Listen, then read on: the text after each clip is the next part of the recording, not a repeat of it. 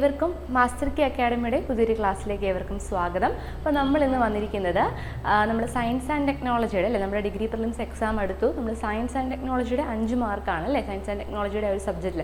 അപ്പോൾ science and ടെക്നോളജിയുടെ ആ ഒരു സബ്ജക്റ്റിലുള്ള മുൻ വർഷങ്ങളിൽ ചോദിച്ചിട്ടുള്ള പ്രീവിയസ് ഇയർ ക്വസ്റ്റ്യൻസിൻ്റെ ഡിസ്കഷനുമായിട്ടാണ് നമ്മൾ ഇന്നത്തെ ക്ലാസ് പോകുന്നത് കേട്ടോ. അപ്പോൾ നമുക്ക് ക്ലാസ് സ്റ്റാർട്ട് ചെയ്യാം അല്ലേ. അപ്പം നമുക്കറിയാം എക്സാമിൻ്റെ സിലബസിൽ നമ്മൾ നോക്കുവാണെങ്കിൽ നമുക്ക് 5 മാർക്കാണ് സയൻസ് ആൻഡ് ടെക്നോളജിക്ക് അല്ലേ. ഈ 5 മാർക്ക് എന്ന് പറയുമ്പോഴത്തേക്ക് നമുക്ക് അതിനകത്ത് ആ ഒരു സിലബസ് നോക്കുമ്പോൾ നമുക്കറിയാം 4 മൊഡ്യൂളായിട്ടാണ് തിരിച്ചിരിക്കുന്നത് അല്ലേ. ആദ്യത്തെ മൊഡ്യൂൾ എന്ന് പറയുമ്പോഴത്തേക്ക് എന്താണ് സയൻസ് ആൻഡ് ടെക്നോളജി എന്താണ്, അതുപോലെ എന്താണ് ഇന്ത്യയിലെ പ്രധാനപ്പെട്ട ശാസ്ത്രജ്ഞരുടെ പേരുകൾ, ഇന്ത്യൻ ഹെൽത്ത് കെയർ സിസ്റ്റം, അങ്ങനെയുള്ള കുറച്ച് ബേസിക് ആയിട്ടുള്ള കാര്യങ്ങളാണ് ആദ്യത്തെ മൊഡ്യൂളിൽ വരുന്നത്. ആദ്യത്തെ മൊഡ്യൂളിൻ്റെ ഇമ്പോർട്ടൻസ് പറയുകയാണെങ്കിൽ ആദ്യത്തെ മൊഡ്യൂളിൽ നിന്ന് റാൻഡംലി ആണ് ക്വസ്റ്റ്യൻസ് വരുന്നത്. അതായത് എല്ലാ ക്വസ്റ്റ്യൻ പേപ്പറിലും ആ ഒരു അല്ലെങ്കിൽ ഫസ്റ്റ് മൊഡ്യൂളിൽ നിന്ന് ക്വസ്റ്റ്യൻ വരണമെന്ന് നിർബന്ധമില്ല, പക്ഷേ റാൻഡംലി ഇങ്ങനെ ചോദിച്ച് വരാറുമുണ്ട് കേട്ടോ. അപ്പം ഈ ഒരു ഭാഗത്തുനിന്ന് കൂടുതലായിട്ടും എന്താണ് ശാസ്ത്രജ്ഞരുടെ പേരുകൾ അങ്ങനെയുള്ള കാര്യങ്ങളൊക്കെയാണ് കൂടുതലായിട്ടും ചോദിച്ച് കണ്ടിരിക്കുന്നത് കേട്ടോ. അതാണ് ഫസ്റ്റ് മൊഡ്യൂളിൻ്റെ ഇമ്പോർട്ടൻസ്. അപ്പം റാൻഡംലി ആണ് ഈ ഒരു ഭാഗത്തുനിന്ന് ക്വസ്റ്റ്യൻസ് വരുന്നത്. രണ്ടാമത്തെ മൊഡ്യൂൾ എന്ന് പറയുമ്പോൾ നമുക്കറിയാം എന്താണ് അതിൻ്റെ ടൈറ്റിലിൻ്റെ പേര്, technology in space and defence എന്നാണ് അല്ലേ. അതായത് ISROനെ കുറിച്ചും DRDOനെ കുറിച്ചുമുള്ള കാര്യങ്ങളാണ് രണ്ടാമത്തെ മൊഡ്യൂളിൽ നമ്മൾ പഠിക്കുന്നത്. ഈ രണ്ടാമത്തെ മൊഡ്യൂൾ വളരെ വളരെ ഇമ്പോർട്ടൻ്റ് ആണ്. കാരണം എപ്പോഴും എക്സാമിന് ചോദ്യം ചോദിക്കുന്ന ഒരു സെക്ഷനാണ് രണ്ടാമത്തെ മൊഡ്യൂൾ. അതായത് 2 ക്വസ്റ്റ്യൻസ് ഒക്കെ, അതായത് ഒരു 5 ക്വസ്റ്റ്യൻസ് ആണ് നമ്മുടെ സയൻസ് ആൻഡ് ടെക്നോളജിയിൽ നിന്ന് വരുന്നെങ്കിൽ അതിനകത്ത് 2 ക്വസ്റ്റ്യൻസ് വരെ ഈ ഒരു രണ്ടാമത്തെ മൊഡ്യൂളിൽ നിന്ന് ചോദിക്കാൻ ചാൻസ് ഉണ്ട് കേട്ടോ. അപ്പോൾ രണ്ടാമത്തെ മൊഡ്യൂളും വളരെ തന്നെ പ്രധാനപ്പെട്ടതാണ്. കാരണം ഈ ISROയുടെയും അതുപോലെ DRDOയുടെ റിലേറ്റഡ് ആയിട്ടുള്ള ഒരുപാട് ഇൻസിഡൻസും കാര്യങ്ങളും ഒക്കെ കടന്നു പോയിട്ടുണ്ട് അല്ലേ. അപ്പോൾ അതുകൊണ്ട് തന്നെ വളരെ പ്രധാനപ്പെട്ടതാണ് ഈ ISROയും അതുപോലെ DRDO. രണ്ടാമത്തെ മൊഡ്യൂൾ വളരെ വളരെ പ്രധാനപ്പെട്ടതാണ്. ഒരുപാട് ചോദ്യങ്ങൾ ആ ഒരു മൊഡ്യൂളിൽ നിന്ന് നമുക്ക് ചോദിക്കാനും ചാൻസ് ഉണ്ട്. അടുത്തത് മൂന്നാമത്തെ മൊഡ്യൂളാണ്. മൂന്നാമത്തെ മൊഡ്യൂൾ നമ്മൾ എനർജി എഫിഷ്യൻസി, എനർജി പോളിസിസിനെ കുറിച്ചൊക്കെയാണ് ചോദിക്കുന്നത്. ആ ഒരു ഭാഗത്തുനിന്ന് എപ്പോഴും റിപ്പീറ്റഡ് ആയിട്ട് ചോദിച്ചിരിക്കുന്ന ഒരു ക്വസ്റ്റ്യൻസ് എന്ന് പറയുമ്പോഴത്തേക്ക് നമ്മളെ പാരമ്പര്യ ഊർജ്ജ സ്രോതസ്സുകൾ, പാരമ്പര്യേതര ഊർജ്ജ സ്രോതസ്സുകൾ, അതായത് renewable and non renewable energy, അങ്ങനെയുള്ള ആ ഒരു ഭാഗത്തു നിന്നുള്ള ക്വസ്റ്റ്യൻസ് ആണ് കൂടുതലായിട്ടും കണ്ടിട്ടുള്ളത് കേട്ടോ. ബാക്കി അല്ലാതെയും ചോദിക്കാറുണ്ട്. എന്നിരുന്നാൽ പോലും ആ ഒരു എന്താണ് renewable energy, non renewable energy, അതായത് നമുക്ക് എന്താണ് പുനരുപയോഗിക്കാൻ പറ്റുന്നവയും പറ്റാത്തവയും, അത് ആ ഒരു ഭാഗത്തു നിന്നുള്ള ആ ഒരു ക്വസ്റ്റ്യൻസ് ഒക്കെയാണ് ആ ഒരു ഭാഗത്തു നിന്നും പൊതുവെ ചോദിക്കാറുള്ളത്.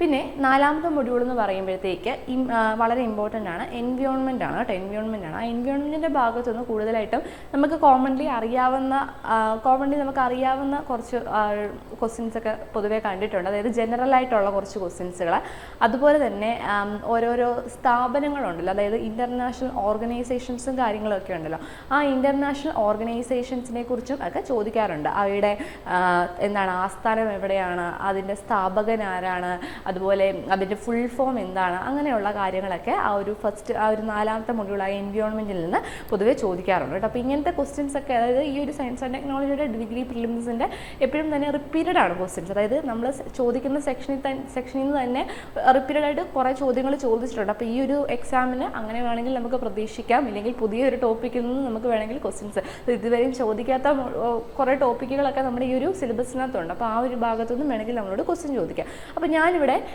ഓരോ മൊഡ്യൂളായിട്ടാണ്, അതായത് ഓരോ മൊഡ്യൂളിൽ നിന്നും റീസെൻ്റ്ലി നടന്ന എക്സാമുകളിൽ നിന്ന് എടുത്തിട്ടുള്ള കുറച്ച് ക്വസ്റ്റ്യൻസ് ആണ് നമ്മളിന്ന് ഡിസ്കസ് ചെയ്യുന്നത് കേട്ടോ. അപ്പോൾ നമുക്ക് ഓരോ മൊഡ്യൂളിലെയും അല്ലെങ്കിൽ ഓരോ ക്വസ്റ്റ്യൻസിനെ കുറിച്ചുള്ളൊരു അനാലിസിസ് നമുക്ക് നടത്താം. ഓക്കെ, അപ്പം സയൻസ് ആൻഡ് ടെക്നോളജിയുടെ പ്രീവിയസ് ഇയർ ക്വസ്റ്റ്യൻസ്. ആദ്യത്തെ ക്വസ്റ്റ്യൻ നോക്കാം. അപ്പം ഇംഗ്ലീഷിലും മലയാളത്തിലും പ്രിപ്പയർ ചെയ്തിട്ടുണ്ട്. അപ്പം ഇംഗ്ലീഷിൽ വേണ്ടവർക്ക് ഇംഗ്ലീഷിൽ ഫോളോ ചെയ്യാം, മലയാളത്തിൽ വേണ്ടവർക്ക് മലയാളത്തിൽ ഫോളോ ചെയ്യാം. രണ്ടിലും എക്സ്പ്ലനേഷൻ തരുന്നതായിരിക്കും കേട്ടോ. അപ്പം the Indian physicist who is considered as the father of fibre optics. അപ്പോൾ ഫാദർ ഓഫ് ഫൈബർ ഒപ്റ്റിക്സ് എന്ന് അറിയപ്പെടുന്ന ഇന്ത്യൻ ശാസ്ത്രജ്ഞൻ ആരാണെന്നാണ് നമ്മളോട് ചോദിച്ചിട്ടുള്ളത് കേട്ടോ. അപ്പം ഒന്നാമത്തെ ഓപ്ഷൻ നരീന്ദർ സിംഗ് കബനി, രണ്ടാമത്തെ ഓപ്ഷൻ സത്യേന്ദ്രനാഥ് ബോസ്, മൂന്നാമത്തെ option Thanu Padmanabhan, option D Jagadish Chandra Bose. അതായത് ഫൈബർ ഒപ്റ്റിക്സിൻ്റെ പിതാവ് എന്നറിയപ്പെടുന്ന ഇന്ത്യൻ ഭൗതിക ശാസ്ത്രജ്ഞൻ ആര്? Option A Narinder Singh Kapany, option B Satyendranath Bose, option C Thanu Padmanabhan, option D Jagadish Chandra Bose. അപ്പോൾ ഇവിടെ ഉത്തരം വരുന്നത് ഉത്തരം വരുന്നത് ഓപ്ഷൻ എ ആണ് കേട്ടോ. ഓപ്ഷൻ എ ആണ് ഉത്തരം വരുന്നത്. നരീന്ദർ സിംഗ് കബനിയാണ് കേട്ടോ. നരീന്ദർ സിംഗ് കബനിയാണ് എന്താണ് ഫൈബർ ഓപ്റ്റിക്സിന്റെ പിതാവ് എന്നറിയപ്പെടുന്ന ഇന്ത്യൻ ഭൗതിക ശാസ്ത്രജ്ഞൻ കേട്ടോ. അപ്പോൾ നരീന്ദർ സിംഗ് കബനിയാണ് ഫാദർ ഓഫ് ഫൈബർ ഓപ്റ്റിക്സ് എന്നറിയപ്പെടുന്നത്. അപ്പോൾ ഈ ഒരു ശാസ്ത്രജ്ഞരുടെ നമ്മൾ പഠിക്കുമ്പോഴത്തേക്ക് ഓരോ ശാസ്ത്രജ്ഞർക്കും ഓരോരോ ടൈറ്റിലുകളുണ്ട്. അതായത് ഇപ്പോൾ ഉദാഹരണങ്ങൾ പറയുകയാണെങ്കിൽ മിസൈൽ മാൻ ഓഫ് ഇന്ത്യ. എന്താണ് മിസൈൽ മാൻ ഓഫ് ഇന്ത്യ? ആരാണ് മിസൈൽ മാൻ ഓഫ് ഇന്ത്യ എന്നറിയപ്പെടുന്നത്? Missile man of India. Missile man of India എന്നറിയപ്പെടുന്ന ആരാണ്? ഡോക്ടർ APJ അബ്ദുൽ കലാം ആണ് കേട്ടോ. APJ അബ്ദുൽ കലാം ആണ് മിസൈൽ മാൻ ഓഫ് ഇന്ത്യ എന്നറിയപ്പെടുന്നത്. അതുപോലെ APJ അബ്ദുൽ കലാമാണ് മിസൈൽ മാൻ ഓഫ് ഇന്ത്യ എന്നറിയപ്പെടുന്നത്. അതുപോലെ എന്താണ് ഇന്ത്യൻ ആണവ പദ്ധതിയുടെ പിതാവ്? എന്താണ് ഇന്ത്യൻ ആണവ പദ്ധതിയുടെ, അതായത് ന്യൂക്ലിയർ പ്രോഗ്രാമിന്റെ പിതാവ്. അപ്പം ഇന്ത്യൻ ആണവ പദ്ധതിയുടെ പിതാവ് ആരാണ്? ഇന്ത്യൻ ആണവ പദ്ധതിയുടെ പിതാവ് എന്നറിയപ്പെടുന്നത് ആരാണ്? ഹോമി ജഹാംഗീർ ബാബയാണ് കേട്ടോ. ഹോമി ജഹാംഗീർ ബാബയാണ് ഇന്ത്യൻ ആണവ പദ്ധതിയുടെ പിതാവ് എന്നറിയപ്പെടുന്നത്. ഹോമി ജഹാംഗീർ ബാബ അല്ലെങ്കിൽ ഹോമി ബാബ എന്നൊക്കെ ഓപ്ഷനകത്ത് വരാറുണ്ട് കേട്ടോ. ഹോമി ജഹാംഗീർ ബാബ അല്ലെങ്കിൽ ഹോമി ജെ ബാബ, ഹോമി ബാബ, അങ്ങനെയൊക്കെ ഓപ്ഷൻസിനകത്ത് വരാറുണ്ട്. അപ്പം മിസൈൽ മാൻ ഓഫ് ഇന്ത്യ എന്നറിയപ്പെടുന്നത് ആരാണ്? APJ അബ്ദുൽ കലാം ആണ്. ആണവ പദ്ധതിയുടെ പിതാവ് എന്നറിയപ്പെടുന്നത് ആരാണ്? ഹോമി ജഹാംഗീർ ബാബയാണ്. അതുപോലെ ബേർഡ് മാൻ ഓഫ് ഇന്ത്യ. എന്താണ് bird man of India? Bird man of India എന്നറിയപ്പെടുന്ന ആരാണ്? സലീം അലിയാണ് കേട്ടോ. ആരാണ്? സലീം അലി. സലീം അലിയാണ് ബേർഡ് മാൻ ഓഫ് ഇന്ത്യ എന്നറിയപ്പെടുന്നത് കേട്ടോ. സലീം അലിയാണ് ബേർഡ് മാൻ ഓഫ് ഇന്ത്യ എന്നറിയപ്പെടുന്നത്. അതുപോലെ ഇന്ത്യൻ ബഹിരാകാശ പദ്ധതിയുടെ പിതാവ്. എന്താണ് ഇന്ത്യൻ ബഹിരാകാശ പദ്ധതിയുടെ പിതാവ്? ഇന്ത്യൻ സ്പേസ് പ്രോഗ്രാമിന്റെ പിതാവ് എന്നറിയപ്പെടുന്നത് ആരാണ്? വിക്രം സാരാഭായി ആണ് കേട്ടോ. ഇന്ത്യൻ സ്പേസ് പ്രോഗ്രാം, ഇന്ത്യൻ ബഹിരാകാശ പദ്ധതിയുടെ പിതാവ് എന്നറിയപ്പെടുന്നത് ആരാണ്? വിക്രം സാരാഭായി ആണ് കേട്ടോ. വിക്രം സാരാഭായി ആണ്.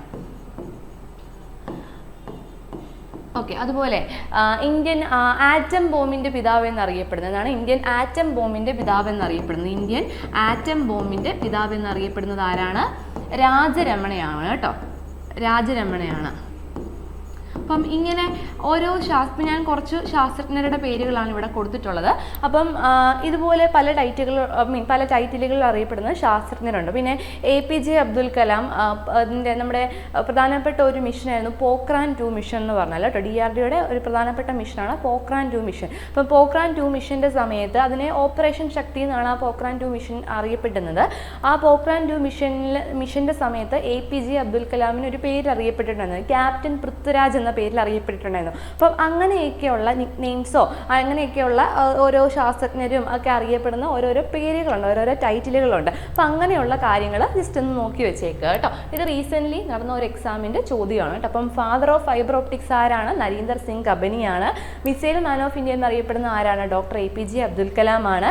ആണവ പദ്ധതിയുടെ പിതാവ്, അതായത് ഇന്ത്യൻ ന്യൂക്ലിയർ പ്രോഗ്രാമിൻ്റെ പിതാവ് എന്നറിയപ്പെടുന്ന ആരാണ്? ഹോമി ജഹാംഗീർ ബാബയാണ്. നമുക്കറിയാം അല്ലേ, ബാബ അറ്റോമിക് റിസർച്ച് സെൻ്റർ ഒക്കെ ഇദ്ദേഹത്തിൻ്റെ പേരിലാണ് സ്ഥാപിച്ചിട്ടുള്ളത്. അതുപോലെ ബേർഡ് മാൻ ഓഫ് ഇന്ത്യ എന്നറിയപ്പെടുന്ന ആരാണ്? സലീം അലിയാണ് കേട്ടോ. സലീം അലിയാണ്. അതുപോലെ ഇന്ത്യൻ ആറ്റം ബോംബിന്റെ പിതാവ് എന്നറിയപ്പെടുന്ന ആരാണ്? രാജരമണയാണ്. അതുപോലെ എന്താണ് ഇന്ത്യൻ സ്പേസ് പ്രോഗ്രാം, ഇന്ത്യൻ ബഹിരാകാശ പദ്ധതിയുടെ പിതാവ് എന്നറിയപ്പെടുന്ന ആരാണ്? വിക്രം സാരാഭായി ആണ് കേട്ടോ. അപ്പം അങ്ങനെ ഉള്ള നിക് നെയിംസ് ഉള്ളത് അല്ലെങ്കിൽ ഓരോ ശാസ്ത്രജ്ഞരും അറിയപ്പെടുന്ന ചില ഇങ്ങനത്തെ കുറേ പേരുകളുണ്ടല്ലോ, അതൊന്നും ജസ്റ്റ് നോക്കി വെച്ചേക്കുക കേട്ടോ. അപ്പം ക്ലിയർ ആണെന്ന് വിശ്വസിക്കുന്നു. അടുത്ത് നമുക്ക് നോക്കാവേ. Among the following Indian scientists who have been awarded the Bharat Ratna. അപ്പം ഇങ്ങനത്തെ ചോദ്യങ്ങളൊന്ന് ശ്രദ്ധിച്ചേക്കണേ. അപ്പം നോക്കുക, ഇവിടെ 3 ഓപ്ഷൻസ് 1, 2, 3 എന്ന് പറഞ്ഞ് 3 എണ്ണം കൊടുത്തിട്ടുണ്ട്. അതിനകത്തുനിന്ന് ഏതൊക്കെയാണോ അല്ലെങ്കിൽ ആർക്കൊക്കെയാണോ ഭാരത് രത്ന ലഭിച്ചിട്ടുള്ളത് എന്ന് നോക്കുക. എന്നിട്ട് നമ്മുടെ ഓപ്ഷനുമായിട്ട് ഏത് ഓപ്ഷനുമായിട്ടാണോ മാച്ചിങ് ആയിട്ടുള്ളത് നോക്കുക കേട്ടോ. അപ്പം നമുക്ക് നോക്കാം. താഴെ പറയുന്ന ഇന്ത്യൻ ശാസ്ത്രജ്ഞരിൽ ആർക്കാണ് ഭാരത് രത്നം ലഭിച്ചിട്ടുള്ളത്? അപ്പോൾ താഴെ 3 ശാസ്ത്രജ്ഞരുടെ പേരുകൾ കൊടുത്തിട്ടുണ്ട്. ഇതിനകത്ത് ആർക്കൊക്കെയാണ് ഭാരത് രത്ന അവാർഡ് ലഭിച്ചിട്ടുള്ളത് നമുക്ക് നോക്കാം. Option 1 Vikram Sarabhai, option 2 APJ Abdul Kalam, option 3 Homi Jahangir Bhabha. കണ്ടോ, ഹോമി ബാബ എന്നും അറിയപ്പെടാം, ഹോമി ബാബ അല്ലെങ്കിൽ ഹോമി ജഹാംഗീർ ബാബ. അപ്പം ഇവിടെ കറക്റ്റ് ഉത്തരം വരുന്നത് ഞാൻ പറയാം. വിക്രം സാരാഭായിക്ക് ഭാരതരത്ന ലഭിച്ചിട്ടുണ്ട്, ഹോമി ജഹാംഗീർ ബാബയ്ക്കും ഭാരതരത്ന ലഭിച്ചിട്ടുണ്ട്. എന്നാൽ APJ അബ്ദുൽ കലാമിന് ഭാരതരത്ന ലഭിച്ചിട്ടില്ല. അപ്പം ഇവിടെ ഉത്തരം വരുന്നത് 1 ഉം 3 ആണ്. എന്താണ്? 1 ഉം 3 ആണ് നമുക്ക് ഉത്തരം വരുന്നത്. അപ്പോൾ ഇവിടെ നമുക്ക് ഓപ്ഷൻ ഏതാ? ഓപ്ഷൻ A അല്ല, ഓപ്ഷൻ B ആണ് ഉത്തരം വരുന്നത് കേട്ടോ. കണ്ടോ, ഓൺലി 1 and 3, 1 ഉം 3 ഉം മാത്രമാണ് ശരി. ഓക്കെ, അപ്പോൾ അതായത് വിക്രം സാരാഭായും ഹോമി ജഹാംഗീർ ബാബയാണ് കേട്ടോ. അപ്പം കറക്റ്റ് ഉത്തരം, അതായത് 2 പേർ ഈ കൊടുത്തിരിക്കുന്ന ശാസ്ത്രജ്ഞരുടെ ലിസ്റ്റിൽ കിട്ടിയ ഭാരതരത്ന ലഭിച്ചിട്ടുള്ള 2 പേരാണ് വിക്രം സാരാഭായും ഹോമി ജഹാംഗീർ ബാബയും. വിക്രം സാരാഭായ് എന്താണ്? ഇന്ത്യൻ ബഹിരാകാശ പദ്ധതിയുടെ പിതാവ്. അതുപോലെ ഹോമി ജഹാംഗീർ ബാബ ഇന്ത്യൻ ആണവ പദ്ധതിയുടെ പിതാവ്. APJ അബ്ദുൽ കലാം എന്നാണ് മിസൈൽ മാൻ ഓഫ് ഇന്ത്യ. അപ്പോൾ ഇങ്ങനെ കണ്ടോ, ആ ഒരു ടൈറ്റിലുള്ള അറിയപ്പെടുന്ന ഏറ്റവും പ്രധാനപ്പെട്ട ശാസ്ത്രജ്ഞരുടെ പേരുകൾ കൃത്യമായിട്ട് പഠിച്ചു വെക്കുക. കാരണം അവരുടെ കുറിച്ചുള്ള ഡീറ്റെയിൽസും കാര്യങ്ങളൊക്കെ വളരെ പ്രധാനപ്പെട്ടതാണ് കേട്ടോ. ഓക്കെ, അപ്പം രണ്ടാമത്തെ ക്വസ്റ്റ്യൻ ക്ലിയർ ആയെന്ന് വിശ്വസിക്കുന്നു. അടുത്തത്, which of the following disease is not caused by bacteria. ഇതും നമ്മുടെ ഒന്നാമത്തെ മൊഡ്യൂളിൽ നിന്ന് ചോദിക്കുന്ന ഒരു ചോദ്യമാണ് കേട്ടോ. അപ്പം ഈ ഒരു ഭാഗം ഓക്കെ, ഇങ്ങനെ അതായത് ഇങ്ങനത്തെ ചോദ്യങ്ങൾ നമ്മുടെ മെയിനായിട്ട് പറയുകയാണെങ്കിൽ നമ്മുടെ ഡിഗ്രി മെയിൻസിൻ്റെ എക്സാം വരുമ്പോഴത്തേക്ക് നമുക്കറിയാം ലൈഫ് സയൻസ് എന്ന് പറയുന്ന സബ്ജക്റ്റ് അല്ലേ ഉണ്ടല്ലേ. നമുക്ക് മെയിൻസിൻ്റെ എക്സാം എടുക്കുമ്പോൾ നമുക്ക് ലൈഫ് സയൻസിൻ്റെ സബ്ജക്റ്റ് ഉണ്ട്. ലൈഫ് സയൻസിൻ്റെ സബ്ജക്റ്റിൽ ഡിസീസസും അതുപോലെ രോഗങ്ങളും രോഗകാരികളും, അതായത് ഡിസീസസ് ആൻഡ് അതേപോലെ കോസേറ്റീവ് ഓർഗാനിസം എന്ന് പറയുന്ന ഒരു ടോപ്പിക്ക് ലൈഫ് സയൻസിൽ പഠിക്കുന്നുണ്ട്. അപ്പം ഈ നമ്മുടെ ഫസ്റ്റ് മൊഡ്യൂളിൽ ഉള്ള ഇത് ടോപ്പിക്കാണെന്ന് പറയുമ്പോഴത്തേക്ക് ബേസിക്സ് ഓഫ് എവരിഡേ സയൻസ് അങ്ങനെ വരുന്ന ടോപ്പിക് ഉണ്ട്. അപ്പം അവിടുന്ന് ആ ഒരു ഫസ്റ്റ് മൊഡ്യൂളിൽ നിന്ന് അപ്പോൾ എന്ത് വേണമെങ്കിലും ചോദിക്കാം, നമ്മുടെ ചുറ്റുപാടുമുള്ള എന്ത് കാര്യങ്ങൾ വേണമെങ്കിലും ചോദിക്കാം. കഴിഞ്ഞ വർഷം നമ്മുടെ മെയിൻസിൻ്റെ എക്സാമിന് ചോദിച്ചിട്ടുള്ളതാണ് നമ്മുടെ മനുഷ്യ ശരീരത്തിലെ എല്ലുകളുടെ എണ്ണം എത്രയാണ്, അങ്ങനെയൊക്കെയുള്ളത് നമുക്കറിയാവുന്ന നമുക്ക് ജനറൽ ആയിട്ടുള്ള ക്വസ്റ്റ്യൻസ് നമ്മളോട് ചോദിക്കാം. അപ്പോൾ ഇങ്ങനെയുള്ള ക്വസ്റ്റ്യൻസ് കാണുമ്പം അറിയത്തില്ല, അയ്യോ ഇത് എവിടെ നിന്ന് വന്നു എന്ന് വിചാരിച്ച് ചിന്തിച്ച് ക്വസ്റ്റ്യൻസ് വെറുതെ വിടരുത്. ക്വസ്റ്റ്യൻ കാണുമ്പോഴത്തേക്ക് നമുക്ക് ചിലപ്പോൾ അറിയാവുന്ന കാര്യമായിരിക്കും. അപ്പോൾ ജസ്റ്റ് ഒന്ന് വായിച്ച് നോക്കാനുള്ളൊരു ശ്രമം നടത്തുക കേട്ടോ. അപ്പോൾ which of the following diseases is not caused by bacteria. Bacteria മൂലം പകരാത്ത അസുഖം ഏതാണെന്നാണ് ചോദിച്ചിട്ടുള്ളത്. അപ്പം നോക്കാം, താഴെ പറയുന്നവയിൽ ബാക്ടീരിയ മൂലം ഉണ്ടാകാത്ത അസുഖം ഏതാണ്? ബാക്ടീരിയ മൂലം ഉണ്ടാകാത്ത അസുഖം ഏതാണെന്നാണ് ചോദിച്ചിട്ടുള്ളത്. Option A cholera. അപ്പം നമുക്കറിയാം അല്ലേ, ഓപ്ഷൻ നോക്കുമ്പോഴേ അറിയാം കോളറ എന്താണ്? ബാക്ടീരിയ മൂലം പകരുന്ന അസുഖമാണ്. അപ്പം ഇതല്ല. അടുത്തത് മെനഞ്ചൈറ്റിസ്. മെനഞ്ചൈറ്റിസ് എന്ത് തന്നെയാണ്? ബാക്ടീരിയ മൂലം പകരുന്ന അസുഖം തന്നെയാണ്. അടുത്തത് ക്ഷയരോഗം, ട്യൂബർക്യുലോസിസ് അല്ലേ, ട്യൂബർക്യുലോസിസ് ആണ് ക്ഷയരോഗം. ഇതും എന്താണ്? ബാക്ടീരിയ മൂലം പകരുന്നതാണ്. അപ്പം Aയും Bയും Dയും എന്താണ്? ബാക്ടീരിയ മൂലം പകരുന്ന അസുഖങ്ങളാണ്. എന്നാൽ ബാക്ടീരിയ മൂലം പകരാത്ത അസുഖം ഏതാണെന്നാണ് നമ്മളോട് ചോദിച്ചിട്ടുള്ളത്. ബാക്ടീരിയ മൂലം പകരാത്ത അസുഖം ഏതാണ്? ഓപ്ഷൻ C പോളിയോ മൈലിറ്റിസ് ആണ് കേട്ടോ. അതാണ് option C polio myelitis. Option C polio myelitis പകരുന്നത് ഏത് ഇതുകൊണ്ടാണ്, ഏത് ഓർഗാനിസം കൊണ്ടാണ്? വൈറസ് മൂലമാണ് കേട്ടോ. വൈറസ് മൂലമാണ്, ബാക്ടീരിയ മൂലമല്ല, വൈറസ് മൂലമാണ് പോളിയോ മൈലിറ്റിസ് എന്ന് പറയുന്ന അസുഖം ഉണ്ടാകുന്നത്. അപ്പം കൃത്യമായിട്ട് ഓർത്തു വെക്കുക കേട്ടോ. അപ്പോൾ നമ്മുടെ ഫസ്റ്റ് മൊഡ്യൂൾ കേട്ടോ, ഫസ്റ്റ് മൊഡ്യൂളിൽ നിന്നുള്ള ക്വസ്റ്റ്യൻസ് ഞാൻ പറഞ്ഞില്ലേ റാൻഡംലി ഒക്കെയാണ് ഫസ്റ്റ് മൊഡ്യൂളിൽ നിന്നൊക്കെ ചോദ്യങ്ങൾ ചോദിക്കാറുള്ളത്. അപ്പോൾ റീസെൻ്റ്ലി നടന്ന എക്സാമുകളിൽ നിന്ന് എടുത്തിട്ടുള്ള കുറച്ച് പ്രധാനപ്പെട്ട ചോദ്യങ്ങളാണ്. അപ്പോൾ ശാസ്ത്രജ്ഞരുടെ പേരുകൾ നമുക്ക് ഫസ്റ്റ് മൊഡ്യൂളിൽ പല പല ടോപ്പിക്കുകളുണ്ടോ, ഇതാണ് വരുന്നതെന്ന് വിചാരിച്ച് അത് മാത്രം നോക്കിയിട്ട് പോകാനല്ല പറഞ്ഞത്. ജസ്റ്റ് എല്ലാം ഒന്ന് ഓടിച്ചു വിട്ട് നോക്കുക. പിന്നെ പ്രീവിയസ് ഇയർ ക്വസ്റ്റ്യൻസോടെ ജസ്റ്റ് ഒന്ന് നോക്കി പോകുക കേട്ടോ. പിന്നെ നമ്മുടെ സയൻസ് ആൻഡ് ടെക്നോളജിയുടെ പഠിക്കുമ്പോഴത്തേക്ക് 5 പോളിസീസ് പഠിക്കുന്നുണ്ടല്ലോ, 5 പോളിസീസ് പഠിക്കുന്നുണ്ടല്ലോ. ആ പോളിസീൻ്റെ ഫുൾ നെയിമും അതിൻ്റെ വർഷവും ജസ്റ്റ് അതിനകത്ത് എന്താണ് പറഞ്ഞിരിക്കുന്നത് അങ്ങനത്തെ കാര്യങ്ങളോട് ജസ്റ്റ് ഒന്ന് നോക്കിയേക്കുക. പിന്നെ ഈ ശാസ്ത്രജ്ഞരുടെ കാര്യം നോക്കിയേക്കുക. പിന്നെ ഇങ്ങനെയുള്ള ക്വസ്റ്റ്യൻസ് ഒക്കെ നമുക്ക് എന്താണ് നമ്മൾക്ക് പൊതുവെ അറിയാവുന്ന കാര്യങ്ങളായിരിക്കും. അപ്പോൾ ജസ്റ്റ് അതൊന്ന് അറ്റൻഡ് ചെയ്യാനായിട്ട് നോക്കുക കേട്ടോ. അറിയത്തില്ലെങ്കിൽ വിട്ടേക്കുക. ഓക്കെ, അപ്പം വെറുതെ തെറ്റിക്കണമല്ലോ, വെറുതെ നെഗറ്റീവ് മാർക്ക് കയറണ്ട. അപ്പം ഇങ്ങനെയുള്ള ക്വസ്റ്റ്യൻസ് അറിയാമെങ്കിൽ അറ്റൻഡ് ചെയ്യാതിരിക്കരുത് കേട്ടോ. ഇങ്ങനത്തെയൊക്കെ നമുക്ക് പൊതുവെ അറിയാവുന്ന കാര്യങ്ങളാണ് അല്ലേ. ബാക്ടീരിയ മൂലം പകരുന്നതാണ്, പോളിയോ ഉറപ്പായിട്ടാണ് വൈറസ് മൂലം പകരുന്ന അസുഖം നമുക്കറിയാം. അപ്പം അങ്ങനെ ജസ്റ്റ് ഒന്ന് അറ്റൻഡ് ചെയ്യാനായിട്ട് ശ്രമിക്കാം. അടുത്തത് ഓക്കെ, അടുത്ത ഭാഗം എന്ന് പറയുമ്പോഴത്തേക്ക് രണ്ടാമത്തെ മൊഡ്യൂളാണ്. രണ്ടാമത്തെ മൊഡ്യൂളിൽ നിന്ന് നമുക്ക് ISRO അതുപോലെ DRDO.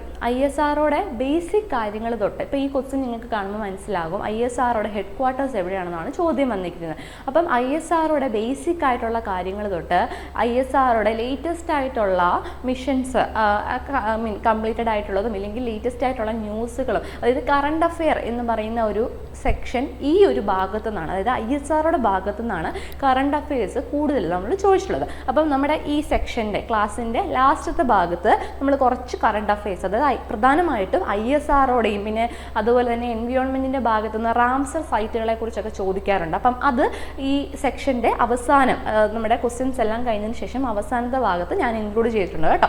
അപ്പം ഫുൾ വീഡിയോ എല്ലാവരും കാണുക.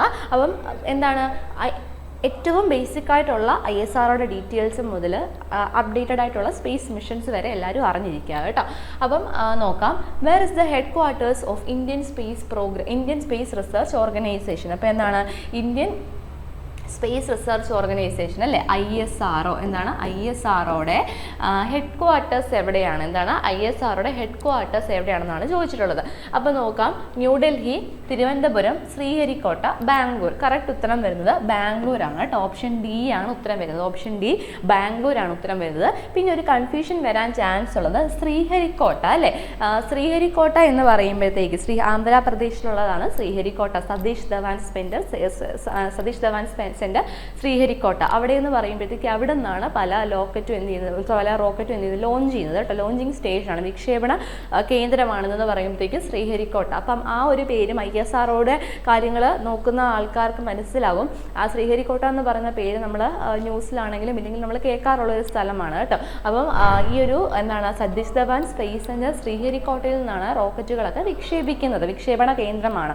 അപ്പം അതാണ് ശ്രീഹരിക്കോട്ട എന്നുള്ളത് കേട്ടോ. അപ്പം ബാംഗ്ലൂരാണ് ISROയുടെ ഹെഡ് ക്വാർട്ടേഴ്സ് വരുന്നത് കേട്ടോ. ISROയുടെ ഹെഡ് ക്വാർട്ടേഴ്സ് വരുന്നത് എവിടെയാണ്? ബാംഗ്ലൂരാണ്, മറന്നു പോകരുത്. അടുത്തത് Indian space organisation was formed in. Indian ബഹിരാകാശ ഗവേഷണ സംഘടന, അതായത് Indian space research organisation ISRO എന്നാണ് രൂപീകരിച്ച വർഷം. അപ്പം ഇവിടെ നമുക്ക് രണ്ട് ഓപ്ഷൻസ് കംപ്ലീറ്റ് ആയിട്ട് എലിമിനേറ്റ് ചെയ്യാം. ബിയും ഡിയും കംപ്ലീറ്റ് ആയിട്ട് നമുക്ക് എലിമിനേറ്റ് ചെയ്യാം. പിന്നെ ഒരു സംശയം വരാനായിട്ട് സാധ്യതയുള്ളതെന്ന് പറഞ്ഞാൽ ഓപ്ഷൻ എയും ഓപ്ഷൻ സിയുമാണ് കേട്ടോ. ഓപ്ഷൻ എയും ഓപ്ഷൻ സിയുമാണ് കുറച്ചെങ്കിലും ഒരു സംശയം വരാൻ കാര്യം. അതിൻ്റെ കാര്യം പറഞ്ഞു തരാം. 1962 നമ്മുടെ ഇന്ത്യൻ ബഹിരാകാശ പദ്ധതിക്ക് തുടക്കം കുറിക്കുകയാണ്. അങ്ങനെ തുടക്കം കുറിച്ചതിൻ്റെ ഭാഗമായിട്ട് ISROയ്ക്ക് തൊട്ട് മുൻപ് ഇൻകോസ്പാർ എന്ന് പറയുന്ന ഓർഗനൈസേഷൻ രൂപീകരിച്ചു കേട്ടോ. ഇൻകോസ്പാർ എന്ന് പറയുന്ന ഓർഗനൈസേഷൻ 1962 രൂപീകരിക്കുന്നത്. അപ്പം ഇന്ത്യൻ ബഹിരാകാശ പദ്ധതിക്ക് തുടക്കം കുറിച്ചുകൊണ്ട് 1962 ISROയ്ക്ക് തൊട്ട് മുൻപ്, അല്ലെങ്കിൽ ISROയുടെ മുൻപത്തെ പേരെന്ന് വേണമെങ്കിൽ നമുക്ക് പറയാം, ഇൻകോസ്പാർ എന്ന ഓർഗനൈസേഷൻ രൂപീകരിച്ചു. അതിനുശേഷം 7 വർഷങ്ങൾക്ക് ശേഷം 1969 ഓഗസ്റ്റ് 15 കൃത്യമായിട്ട് പറയുവാണെങ്കിൽ ഓഗസ്റ്റ് 15 ISRO രൂപീകരിക്കുന്നത് കേട്ടോ. അപ്പോൾ ഇതും അങ്ങോട്ടും ഇങ്ങോട്ടും മാറിപ്പോരുത്. ഇതും വേണമെങ്കിൽ ചോദിക്കാം. ISROയുടെ മുൻപ് ഉണ്ടായിരുന്ന ഓർഗനൈസേഷനായിട്ടുള്ള ഇൻകോസ്പാർ രൂപീകരിച്ച വർഷം എന്നാണ് 1962 കേട്ടോ. ISRO രൂപീകരിക്കുന്നതെന്നാണ് 1969 ഓഗസ്റ്റ് 15 കേട്ടോ. കൃത്യമായിട്ട് ഓർത്ത് വെച്ചേക്കുക. ഓക്കെ, അപ്പോൾ അതും ക്ലിയർ ആയെന്ന് വിശ്വസിക്കുന്നു. അടുത്തത്, what is the distance of the Lagrange point L1 of the sun earth system. അപ്പം സൺ എർത്ത് സിസ്റ്റത്തിൻ്റെ L1 ലഗ്രാഞ്ചെ പോയിന്റിൻ്റെ ദൂരം എത്രയാണെന്നാണ് നമ്മളോട് ചോദിച്ചിട്ടുള്ളത്. സൂര്യ ഭൗമ്യ വ്യവസ്ഥയുടെ പോയിന്റ് 1 L1ൻ്റെ ദൂരം എത്രയാണ്, ലഗ്രാഞ്ചെ പോയിന്റിൻ്റെ ദൂരം എത്രയാണെന്നാണ് ചോദിച്ചിട്ടുള്ളത്. അപ്പം ഈ ഒരു ക്വസ്റ്റ്യൻ എന്ന് പറയുന്നത് നമുക്കറിയാം, റീസെൻ്റ് ആയിട്ടുള്ള ISROയുടെ ഒരു മിഷനായിരുന്നു ആദിത്യ L1 കേട്ടോ. ആദിത്യ L1 എന്നുള്ളത്. Okay, Aditya L1. അപ്പം ആദിത്യ L1 ബന്ധപ്പെട്ടതാണെന്ന് നമുക്ക് പറയാം. കാരണം L1 ലഗ്രാഞ്ചെ പോയിന്റ്. അപ്പം ഈ ലഗ്രാഞ്ചെ പോയിന്റ് എന്ന് പറയുമ്പോഴത്തേക്ക് സൂര്യൻ്റെയും ഭൂമിയും, അതായത് രണ്ട് ഭാരമേറിയ സെലസ്റ്റിയൽ ബോഡീസ് ആണ് അല്ലേ. അപ്പോൾ ഈ രണ്ട് സെലസ്റ്റിയൽ ബോഡീസിൻ്റെ വെയിറ്റ് അല്ലെങ്കിൽ അത് ബാലൻസ് ആകുന്ന ഒരു അതിൻ്റെ ആക്സലേഷൻ, ഗ്രാവിറ്റി അതൊക്കെ ഒന്ന് ബാലൻസ് ആകുന്ന ഒരു ഇക്വിലിബ്രിയം പോയിന്റുകളാണ് ലഗ്രാഞ്ചെ പോയിന്റുകൾ എന്ന് പറഞ്ഞാൽ. മൊത്തത്തിൽ 5 ലഗ്രാഞ്ചെ പോയിന്റുകളാണുള്ളത് കേട്ടോ. മൊത്തത്തിൽ എത്ര ലഗ്രാഞ്ചെ പോയിന്റുകൾ? 5 ലഗ്രാഞ്ചെ പോയിന്റുകളാണുള്ളത്. അതായത് സൂര്യൻ്റെയും ഭൂമിയുടെയും വെച്ച് പറയുമ്പോഴത്തേക്ക് കേട്ടോ, 5 ലഗ്രാഞ്ചെ പോയിന്റുകളാണുള്ളത്. ഈ 5 ലഗ്രാഞ്ചെ പോയിന്റിൽ ആദിത്യ L1 വിക്ഷേപിച്ചിരിക്കുന്നത് L1 ലഗ്രാഞ്ചെ പോയിന്റിലാണ്. അതാണ് നമ്മളോട് ഇവിടെ ചോദിച്ചിട്ടുള്ളത്. സൂര്യ ഭൗമ്യ വ്യവസ്ഥയുടെ പോയിന്റ് ആയിട്ടുള്ള L1 പോയിന്റ്, അതിൻ്റെ ദൂരം എത്രയാണെന്നാണ് നമ്മളോട് ചോദിച്ചിട്ടുള്ളത്. അപ്പോൾ നമുക്ക് ഓപ്ഷൻസ് കൂടെ നോക്കാതെ, ഭൂമിയിൽ നിന്ന് 1.5 ദശലക്ഷം കിലോമീറ്റർ, അതായത് 1.5 മില്യൺ കിലോമീറ്റേഴ്സ്, അത് ഭൂമിയിൽ നിന്ന് 1.5 ദശലക്ഷം കിലോമീറ്റർ. രണ്ടാമത്തെ ഓപ്ഷൻ സൂര്യനിൽ നിന്ന് 1.5 ദശലക്ഷം കിലോമീറ്റർ. എന്താണ്? സൂര്യനിൽ നിന്ന് 1.5 ദശലക്ഷം കിലോമീറ്റർ. അടുത്തത് രണ്ടാമത്തത് ഭൂമിയിൽ നിന്ന് 1.5 ലക്ഷം കിലോമീറ്റർ, അപ്പോൾ 1.5 ലാക്ക് കിലോമീറ്റർ. ഡി സൂര്യനിൽ നിന്ന് 1.5 ലക്ഷം കിലോമീറ്റർ. അപ്പം ഇവിടെ കറക്റ്റ് ഉത്തരം വരുന്നത് ഭൂമിയിൽ നിന്ന് 1.5 ദശലക്ഷം കിലോമീറ്റർ. ഓപ്ഷൻ എ ആണ് കേട്ടോ. ഓപ്ഷൻ എ ആണ് ഉത്തരം വരുന്നത്. അപ്പോൾ ആ ഒരു L1 ലഗ്രാഞ്ചിയ പോയിന്റിന്റെ ദൂരം എന്ന് പറയുന്നത് ഭൂമിയിൽ നിന്ന് 1.5 ദശലക്ഷം കിലോമീറ്റർ ആണ്. അപ്പോൾ കൃത്യമായിട്ട് മനസ്സിലായെന്ന് വിശ്വസിക്കുന്നു. നമുക്ക് അടുത്ത ക്വസ്റ്റ്യനിലേക്ക് പോകാം. Which of the following is not a satellite of the Indian origin? Indian origin അല്ലാത്ത എന്താണ് ഒരു സാറ്റലൈറ്റ് താഴെ പറയുന്നവയിൽ ഏതാണ്? അപ്പം option A XPoSat, option B IXPE, option C SROSS C, option D HySIS. Okay, അപ്പോൾ ഇവിടെ ഉത്തരം വരുന്നത് ബി ആണ് കേട്ടോ. ഓപ്ഷൻ ബി IXPE ആണ് കേട്ടോ. എന്താണ് IXPE? IXPEയുടെ ഫുൾ ഫോം വരുന്നത് ഇമേജിംഗ് എക്സ്റേ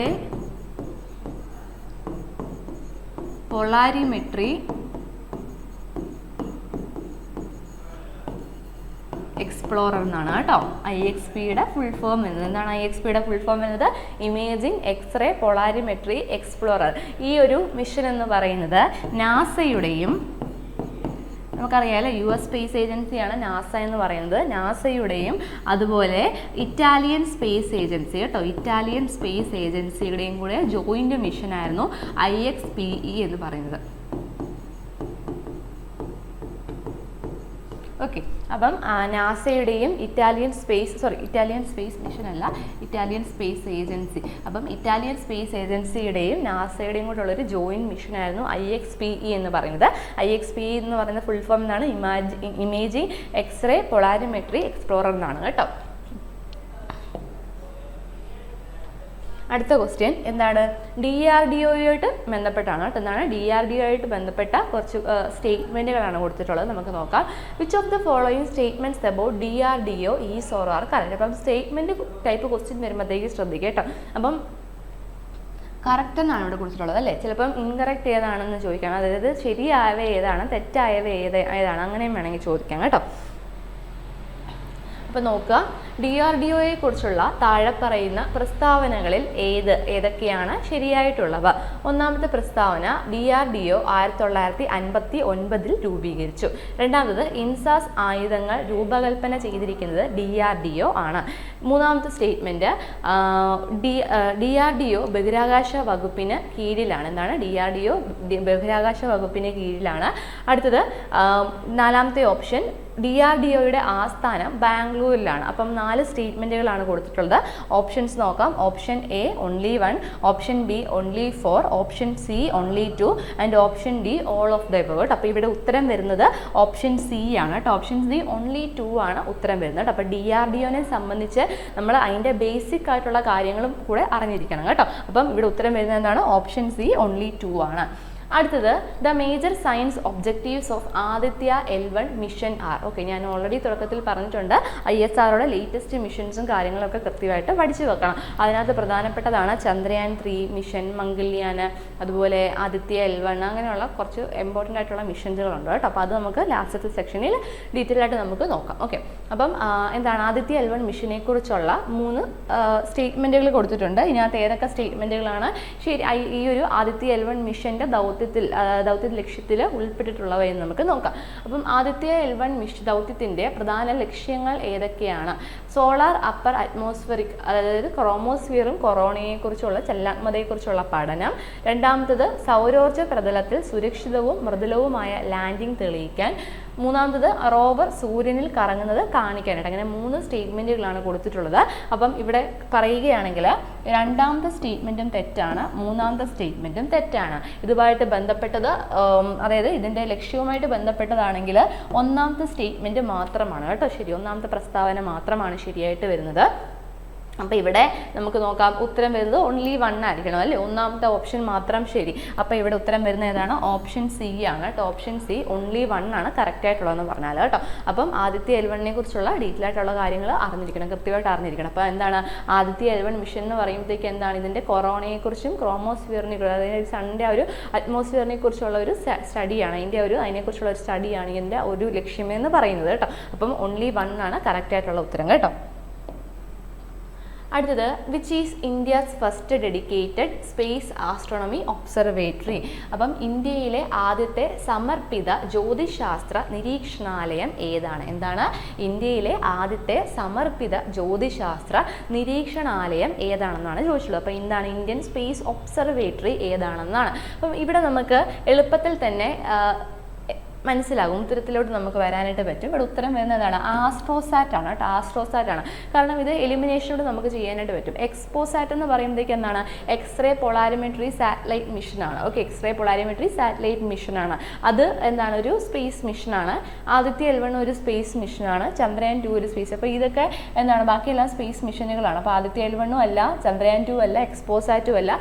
ഏതാണ് ഉത്തരം വരുന്നത്? ആസ്ട്രോസാറ്റ് ആണ് കേട്ടോ. ആസ്ട്രോസാറ്റ് ആണ് നമ്മുടെ ഇന്ത്യയിലെ ആദ്യത്തെ സമർപ്പിത ജ്യോതിശാസ്ത്ര ഇന്ത്യൻ സ്പേസ് ആസ്ട്രോണമി ഒബ്സർവേറ്ററി എന്ന് പറയുന്നത് കേട്ടോ. അപ്പം ഓപ്ഷൻ ബി ആണ്, ആസ്ട്രോസാറ്റ് ആണ് ഇവിടുത്തെ ഉത്തരം വരുന്നത് കേട്ടോ. അപ്പം കൃത്യമായിട്ട് മനസ്സിലായെന്ന് വിശ്വസിക്കുന്നു. അടുത്തത്, time taken by sunlight to travel from surface of the sun to earth. അപ്പം എന്താണ്? സണ്ണിൻ്റെ സർഫസിൽ നിന്ന് എർത്ത് വരെ, ഭൂമിയിലോട്ട് എത്താനായിട്ട് എടുക്കുന്ന സമയം, പ്രകാശത്തിന് ട്രാവൽ ചെയ്തെടുക്കാൻ എത്തുന്ന സമയം. ഇപ്പോൾ സൂര്യൻ്റെ ഉപരിതലത്തിൽ നിന്ന് ഭൂമിയിലേക്ക് സഞ്ചരിക്കാൻ സൂര്യപ്രകാശം എടുക്കുന്ന സമയം എത്രയാണെന്നാണ് നമ്മളോട് ചോദിച്ചിട്ടുള്ളത്.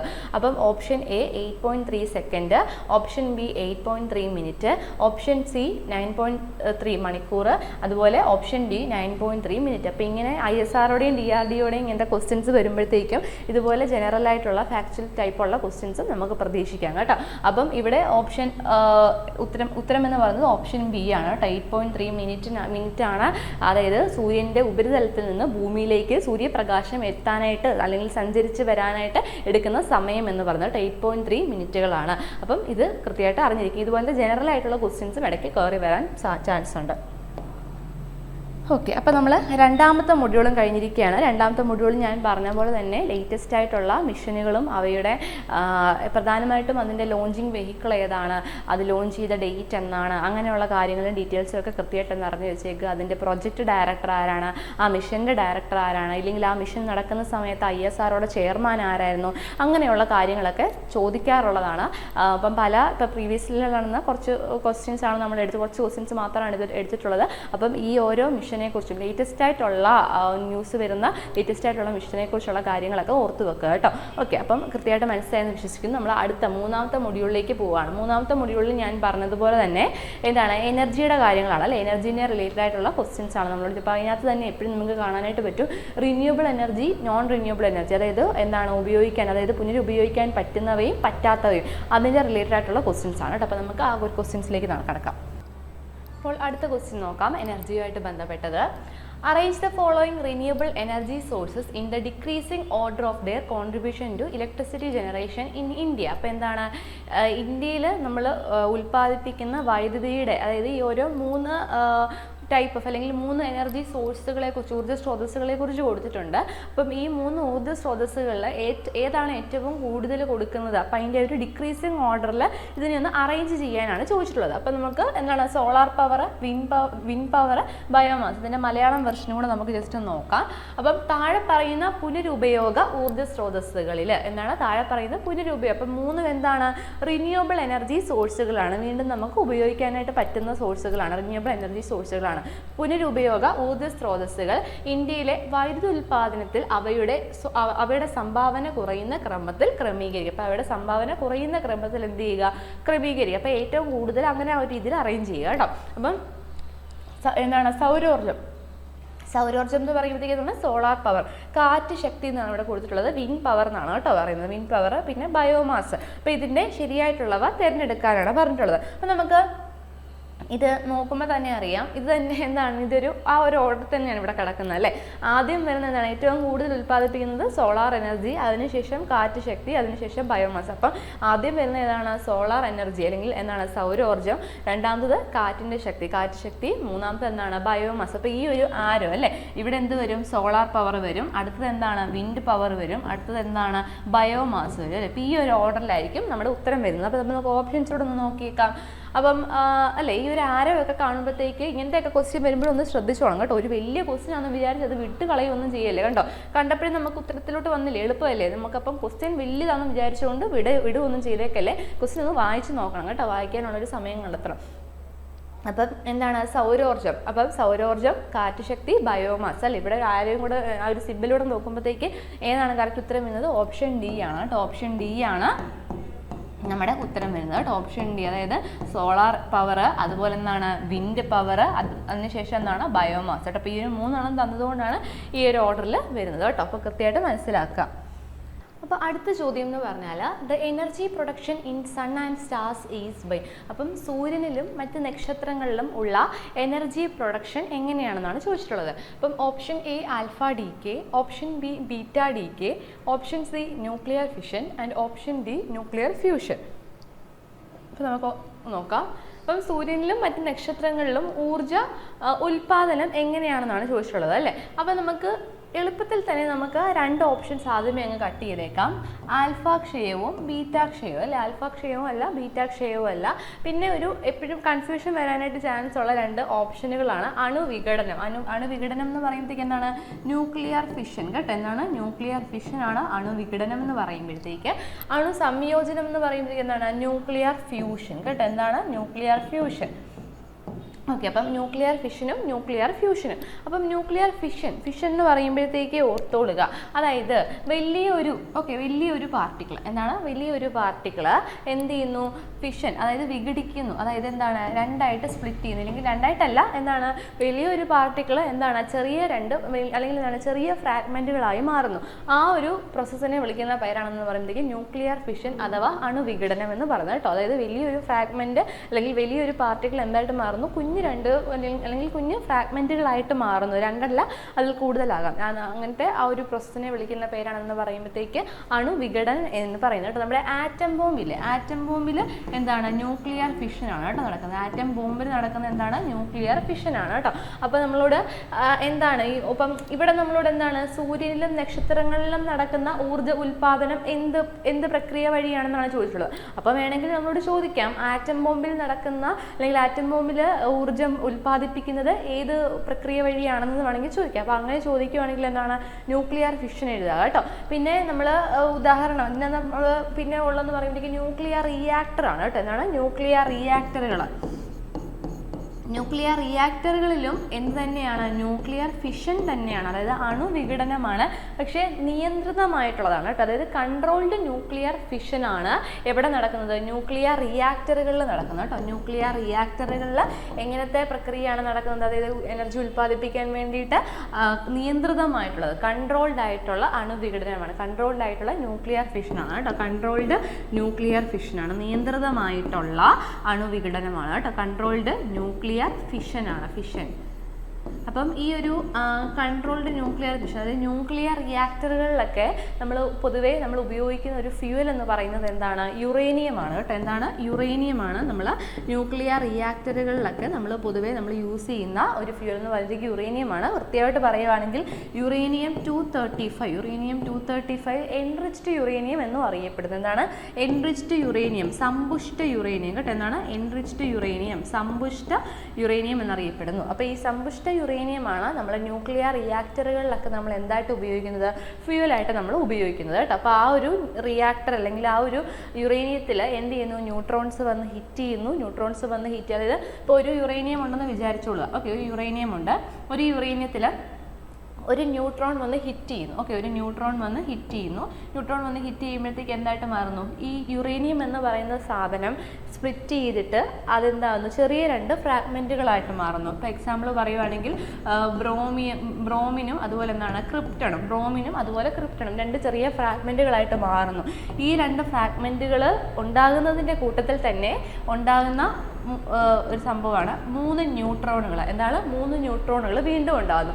ഈ 3 ന്യൂട്രോണുകൾ എന്ത് ചെയ്യുന്നു? വീണ്ടും യുറാനിയത്തിൽ പോയി ഹിറ്റ് ചെയ്യുന്നു. അപ്പോൾ നോക്കിയേ, ഒരെണ്ണം ഒരു പാർട്ടിക്കിളായിരുന്നു, ആ ഒരു പാർട്ടിക്കിൾ എന്താണ് കുഞ്ഞു 2 ഫ്രാഗ്മെൻറ്റുകളായി. അതാണെന്ന് പറയുമ്പോഴത്തേക്ക് ന്യൂക്ലിയർ ഫിഷൻ എന്ന് പറയുമ്പോഴത്തേക്ക് ഇവിടെ നമ്മൾ എന്താണ് ന്യൂക്ലിയർ റിയാക്ടറുകളിൽ ന്യൂക്ലിയർ ഫിഷൻ തന്നെയാണ്, പക്ഷേ നിയന്ത്രിതമായിട്ടുള്ള ന്യൂക്ലിയർ ഫിഷനാണ് കേട്ടോ, കൺട്രോൾഡ് ന്യൂക്ലിയർ ഫിഷൻ. അപ്പോൾ ഇവിടെയും അത് തന്നെയാണ് അല്ലേ, ഒരു എലമെന്റ് ഉണ്ടായിരുന്നു, അതെന്താണ് കുഞ്ഞു 2 എലമെന്റുകളായിട്ട് മാറുന്നു. കൂടുതൽ വീണ്ടും ആറ്റം ബോംബിൽ കൂടുതലും അല്ലെങ്കിൽ ആറ്റം ബോംബിൽ എന്ന് പറയുമ്പോഴത്തേക്ക് ഈ 3 ന്യൂട്രോണുകൾ ഉണ്ടല്ലോ, 3 ന്യൂട്രോണുകൾ വീണ്ടും വന്ന് 3 യുറേനിയത്തെ വന്ന് ഇടിക്കുന്നു. അപ്പോൾ 1 3 ആവുന്നു, അതായത് ഒരു ന്യൂട്രോൺ ആയിരുന്നു, അത് 3 എണ്ണം ആവുന്നു, പിന്നെ അത് 9 ആവുന്നു, അങ്ങനെ അത് ആറ്റം ബോംബ് എന്ന് പറയുമ്പോഴത്തേക്ക് അത്രയും എനർജി അവിടെ ഉണ്ടാകുന്നത് കേട്ടോ. അപ്പം ന്യൂക്ലിയർ റിയാക്ടറുകളിൽ ഈ ഒരു റിയാക്ഷൻ എങ്ങനെയായിരിക്കും? കൺട്രോൾഡ് ആയിട്ടായിരിക്കും നടക്കുന്നത്. അപ്പം ഓർത്ത് വെച്ചോളുക, ആറ്റം ബോംബിൽ നടക്കുന്നത് ന്യൂക്ലിയർ ഫിഷൻ അണുവിഘടനമാണ്. അതേസമയം ന്യൂക്ലിയർ റിയാക്ടറുകൾ നടക്കുന്നത് എങ്ങനെയാണ്? നിയന്ത്രിതമായിട്ടുള്ള ന്യൂക്ലിയർ ഫിഷനാണ്, അതായത് കൺട്രോൾഡ് ആയിട്ടുള്ള ന്യൂക്ലിയർ ഫിഷനാണ് കേട്ടോ, കൺട്രോൾഡ് ആയിട്ടുള്ള അണുവിഘടനമാണ് നടക്കുന്നത്. ഇനി അണു സംയോജനം എന്ന് പറയുമ്പോഴത്തേക്ക് സംയോജിക്കുക അല്ലെങ്കിൽ ഫ്യൂസ് ചെയ്യുക എന്ന് പറയുമ്പോഴത്തേക്ക് 2 ചെറിയ ഫ്രാഗ്മെന്റുകൾ കൂടിച്ചേർന്ന് എന്തുണ്ടാകുന്നു? ഒരു വലിയ ഫ്രാഗ്മെന്റ് അല്ലെങ്കിൽ ഒരു വലിയ പാർട്ടിക്കിൾ ഉണ്ടാകുന്നു. അതിനെ വിളിക്കുന്ന പേരാണെന്ന് പറയുമ്പോഴത്തേക്ക് അണു സംയോജനം അല്ലെങ്കിൽ കൂടിച്ചേരൽ കേട്ടോ. അപ്പം ന്യൂക്ലിയർ ഫ്യൂഷൻ എന്ന് പറയുന്നത്, അപ്പം 2 കുഞ്ഞു ഫ്രാഗ്മെന്റുകൾ കൂടിച്ചേർന്നുണ്ടാകുന്ന ഒരു വലിയ പാർട്ടിക്കിൾ ഉണ്ടാകുന്നു, അതിനെ വിളിക്കുന്ന പേരാണെന്ന് പറയുമ്പോഴത്തേക്ക് അണു സംയോജനം അഥവാ എന്താണ്? ന്യൂക്ലിയർ ഫ്യൂഷൻ എന്ന് പറയുന്നത് കേട്ടോ. അപ്പോൾ ഇതും കൃത്യമായിട്ടൊന്ന് ഓർത്ത് വെച്ചേക്കുക. അപ്പം സൂര്യനിലും മറ്റ് നക്ഷത്രങ്ങളിലും ഊർജ്ജം ഉൽപ്പാദിപ്പിക്കുന്ന ഒരു പ്രക്രിയയാണെന്ന് പറയുമ്പോഴത്തേക്ക് അണു സംയോജനം എന്ന് പറയുന്നത് കേട്ടോ, ന്യൂക്ലിയർ ഫിഷൻ. അപ്പോൾ നമ്മുടെ ഇവിടുത്തെ ഉത്തരം എന്ന് പറയുമ്പോഴത്തേക്ക് എന്താണ്? ഓപ്ഷൻ ഡി ആണ് കേട്ടോ. ബാക്കി ഇത് ചോദിച്ചതുകൊണ്ട് തന്നെ ഇതും കൂടെ ഒന്ന് നോക്കി വെച്ചേക്കുക. ന്യൂക്ലിയർ അല്ലെങ്കിൽ എന്താണ് ആറ്റം ബോംബിൻ്റെ കാര്യം ചോദിക്കുകയാണെങ്കിൽ അണുവിഘടനമാണ്. അതേസമയം ന്യൂക്ലിയർ റിയാക്ടറിൻ്റെ കാര്യം ചോദിക്കുകയാണെങ്കിൽ നിയന്ത്രിതമായിട്ടുള്ള അണുവിഘടനമാണ്. ഇനി വീണ്ടും വേണമെങ്കിൽ റിപ്പീറ്റഡ് ആയിട്ട് ചോദിക്കുകയാണെങ്കിൽ സൂര്യനിലും മറ്റ് നക്ഷത്രങ്ങളിലും നടക്കുന്ന അല്ലെങ്കിൽ സൂര്യനിൽ നടക്കുന്ന എന്താണ് ഊർജ്ജ ഉൽപ്പാദനം ഏത് പ്രക്രിയ വഴിയാണെന്ന് ചോദിക്കുകയാണെങ്കിൽ എന്താണ്? അണു സംയോജനം ന്യൂക്ലിയർ ഫ്യൂഷൻ വഴിയാണ് കേട്ടോ. അപ്പം ഫ്യൂഷനും മാറിപ്പോകരുത്. ഫിഷൻ എന്ന് പറയുമ്പോഴത്തേക്ക് വലിയ സാധനം 2 കുഞ്ഞു ഫ്രാഗ്മെന്റുകളായിട്ട് മാറുന്നു. ഫ്യൂഷൻ എന്ന് പറയുമ്പോഴത്തേക്ക് 2 കുഞ്ഞു ഫ്രാഗ്മെന്റുകൾ കൂടി ചേർന്ന് ഒരു വലിയ പാർട്ടിക്കിളായിട്ട് മാറുന്നു കേട്ടോ. അപ്പോൾ അത് മാറിപ്പോകരുത് കേട്ടോ. ഓക്കെ, അടുത്ത ക്വസ്റ്റ്യനിലേക്ക് പോവാവേ. അപ്പോൾ ഈ ഒരു എനർജിയുടെ ഭാഗത്ത് നിന്ന് ഈ ഊർജ്ജത്തിൻ്റെ ഈ ഒരു ചാപ്റ്ററിൽ നിന്ന് ഒരു പ്രത്യേകതയാണ്. അപ്പോൾ ഇങ്ങനെയുള്ള സിമ്പിൾ ചോദ്യങ്ങളും വരാം, നമുക്കറിയാമായിരിക്കും. ഓക്കെ, നമുക്ക് എപ്പോഴും നമുക്ക് തെറ്റുന്നതാണല്ലോ, അയ്യോ എ ആണോ ബി ആണോ ഒരു നമുക്കറിയാം, ഉത്തരം നമുക്കറിയാം, പക്ഷേ എന്നാലും ഒരു ഡൗട്ട് അല്ലേ, എക്സാം ഹോളിലൊക്കെ ഇരിക്കുമ്പോൾ ഡൗട്ട്. അപ്പോൾ അത് കൃത്യമായിട്ട് മനസ്സിലാക്കി വേണം ഉത്തരം എഴുതാൻ. ടെൻഷൻ അടിച്ച് ഉത്തരം എഴുതരുത് കേട്ടോ. ഓക്കെ, സിമ്പിളായിരിക്കും, പക്ഷേ ഇങ്ങനത്തെ സിമ്പിൾ ചോദ്യം ചോദിക്കുമ്പോഴത്തേക്കും അതിനകത്തൊരു ട്രിക്ക് കാണും അല്ലേ, നമ്മൾ ചിലപ്പോൾ നെഗറ്റീവ് അടിക്കാനൊക്കെയുള്ള ചാൻസ് ഉണ്ട്. അപ്പോൾ അതൊന്ന് കൃത്യമായിട്ട് നോക്കി പോവുക കേട്ടോ.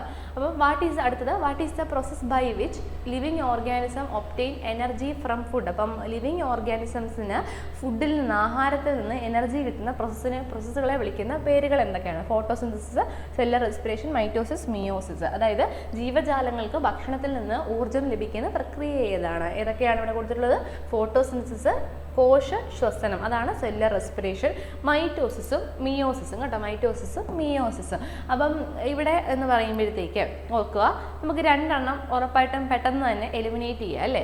പെട്ടെന്ന് ഈ ക്വസ്റ്റ്യൻ കാണുമ്പോഴത്തേക്ക് എനർജി ഫ്രം ഫുഡ് എന്നൊക്കെ പെട്ടെന്ന് കേൾക്കുമ്പോഴത്തേക്ക് തന്നെ ചിലപ്പോൾ ഫുള്ള് വായിക്കത്തില്ലായിരിക്കും അല്ലേ, നമ്മൾ അവിടെ നിന്ന് ഇവിടെ നിന്നൊക്കെ ആയിരിക്കും. അപ്പം പെട്ടെന്ന് എനർജി ഫ്രം ഫുഡ് അല്ലെങ്കിൽ എനർജി ട്രാൻസ്ഫർ ചെയ്യുന്നു പെട്ടെന്ന് നമ്മൾ കാണുമ്പോൾ ചിലപ്പം എന്താണ് ഫോട്ടോസിന്തസിസ് മാർക്ക് ചെയ്യാനുള്ളൊരു ടെൻഡൻസി കാണും. പക്ഷേ ഫോട്ടോസിന്തസിസ് എന്ന് പറയുമ്പോഴത്തേക്ക് എന്താണ്?